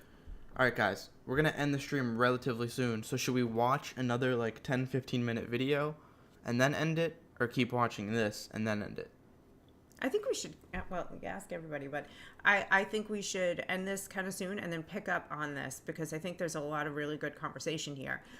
I can't imagine that this is 5 hours long, but I would love to come back tomorrow and just keep cracking at and it. crack at this a little more until we get bored, because I'm not bored yet. It's not boring at all. What do you guys think? Another quick video? Or mic name? 10 minutes. The little guy. Keep watching this? All right. It seems like everyone. Yeah. Great. I gotta take a break because I'm hungry. I need a bedtime snack. All right. You want to just end it now then? No. I'll give 10 minutes. All right, Great equalizer where naturally you're supposed to gravitate to the top. Yep. Naturally. Agreed. Because of all those things you bring to the table. People want a guy like even in New York, many times, Brownsville, they wanted some of the mob there because the mob prevented girls from being taken advantage of. Absolutely. But they still broke the law. So there was still that element of. I lived in multiple neighborhoods where the mob was in place. And let me tell you, I couldn't have felt safer. There was no bullshit. They ran the crime. So it was all organized the way they wanted it. And they kept the streets safe. And anybody that came in from the outside, it didn't matter. It had nothing to do with racism. It was just, you are not from here. Who are you? What do you want? You're here for peace. You stay. If you're here to mess with anybody in this neighborhood, this is my turf. Get out. I could walk at any hour of the night in either of those neighborhoods and felt totally safe. And when they took a lot of them away, the feds came and, they find whatever reason they can. They'll get them on racketeering or tax evasion or something just to get them away. The safety in the neighborhood went down. That simple. So because it was more of a I'm not pro organized crime, but I'm not gonna lie. There was a lot of benefits as a non-organized crime. You can at least acknowledge that recipient. You felt safer when there was organized crime. That's fair. It's a fair statement. He says the same. Did he just say that and I didn't notice? But because he literally said that. Yeah, that's what they were just talking about. Yeah, in places where there's organized crime, like you're not as likely to just get whacked by some crazy shit. Women are safer, is what he said, and it was 100% true. Yes, I can. A person may say, God, I can see why Tate wants to be in a place. My car out of like 3 feet of snow once for me. Who, the gangsters? Yeah, and then I went in and they were like, come inside and have a cup of coffee, and they sent out guys to shovel my car just to be nice. Top G's. Telling you. Where there's fewer law and order versus in a place where there's high law and order, because it doesn't really defend them, doesn't protect them. That's a really good point of view, and it actually ties in very interesting to another point I want to make, where there's a correlation between people who are free thinkers and people who have opinions which differ from the norm and their testosterone levels. I don't know if you've ever seen this. But the higher your testosterone level, the more likely you are to stand up and say something that the group doesn't agree with. The basic premise behind it biologically is you're more prepared to defend your idea. That's true. If you stand up against 5 men and say, you're wrong, I believe this, at some point, and especially in history, that can become violent. So if you don't have the capability or at least the bravery to stand up and face the possibility of violence, you're more likely to just comply with the group thing. So they've done a whole bunch of studies that proves somebody who is combative, not in a negative way, but combative as a whole in regards to not physically afraid of having a confrontation, let's say, is more likely to have an independent idea as opposed to somebody who is the complete opposite. They're just pure groupthink because fish swim in schools, right? It's how they protect themselves. So it's an interesting point you have there. And also that can be extrapolated if you look at the political parties of the world or you look at the different ideas, etc. You can usually look at someone and kind of see their politics. Sometimes you can look at them and go, yeah, I get it. Me too. Right? So there's a lot. Biology is a huge part. Yeah, just like what Tristan Tate said. I can look at these people and I can instantly tell if it's a hit piece, a bad video, or a good video just on how they look. Yeah. It's true. Hard to play with it. And yeah, I agree with you. But no, you're a bad person if you judge someone on how they look. Or make an assumption. Because pattern recognition isn't a thing anymore. Retards. Yeah. And you're totally right. 200, my view, like every other person's view on Earth, I is always tell biased. people they're wrong, stick to my points. It probably changed my mind like 3 times. Yeah, I think you should always, and I'm not sure if, this is what you're saying, but I think you should always approach things with an open mind. If you get up, you stand up, you make a point, and somebody makes a counterpoint that's valuable or invaluable, take a minute to consider it and really think it through. Your mind can change. That's how your mind grows. But if you know you're right and your convictions are telling you you're right, yeah, stand your ground. It's harder for men, though, because it does lead to violence more often than with women.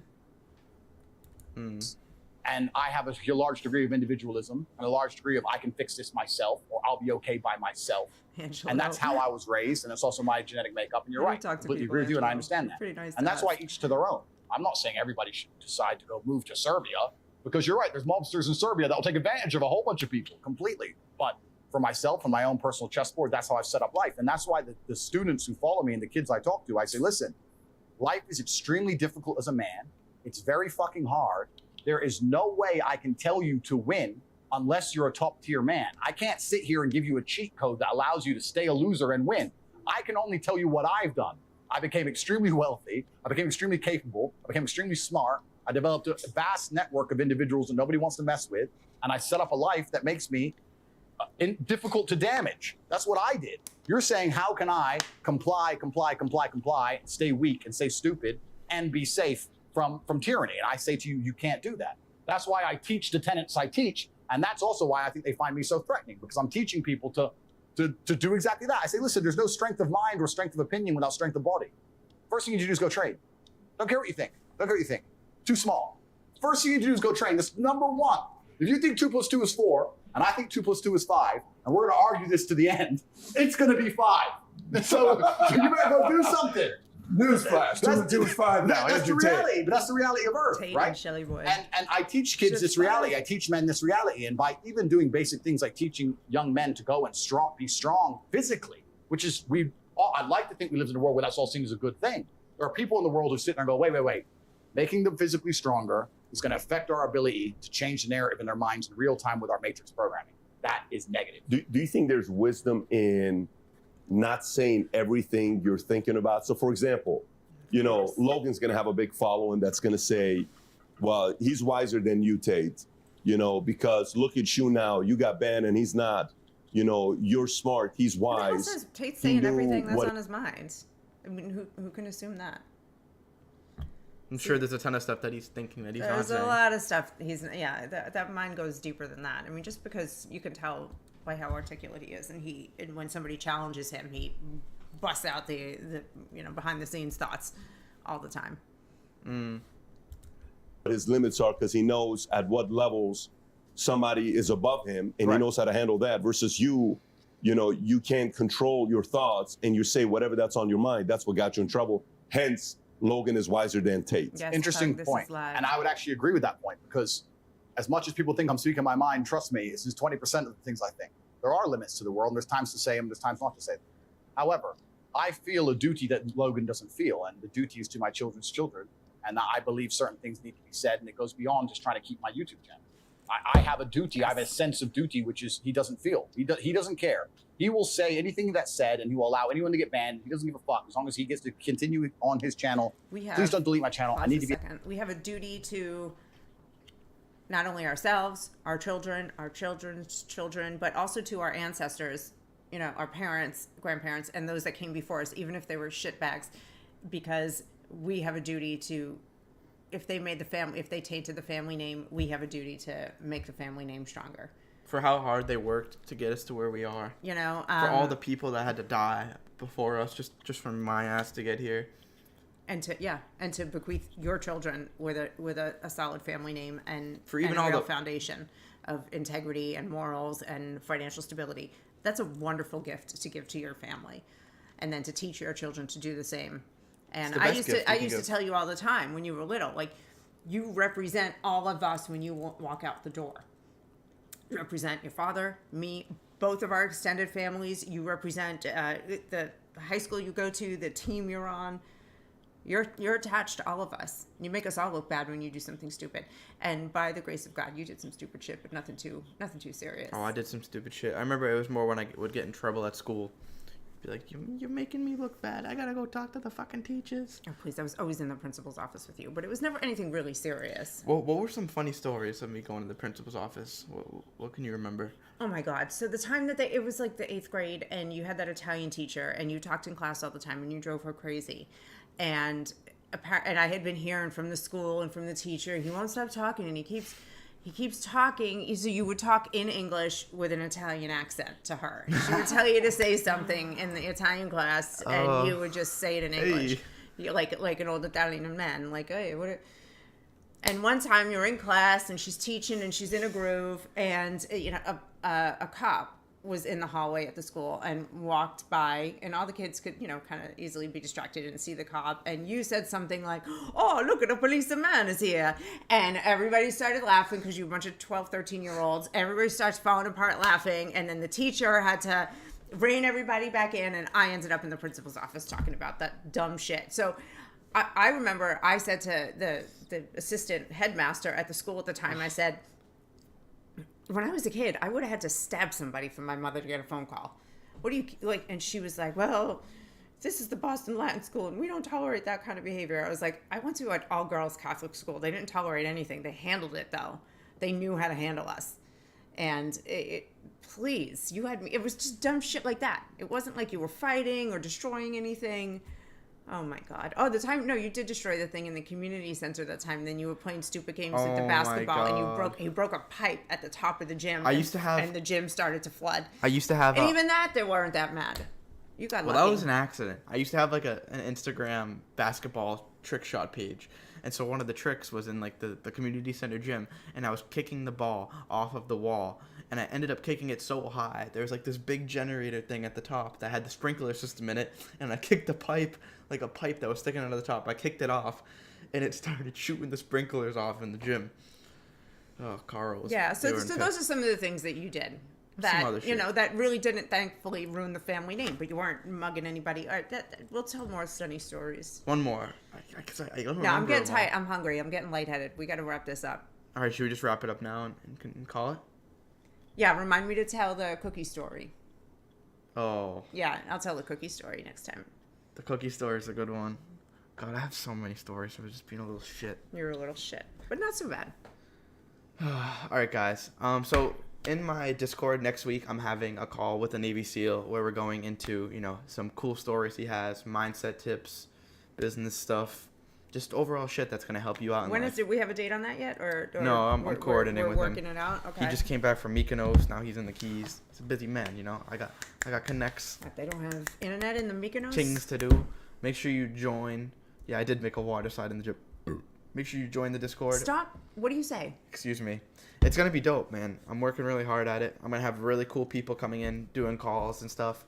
My social media section of, the actual university is going to be insane. I have Gabe Grow on TikTok, making the fitness section. Dude is absolutely ripped.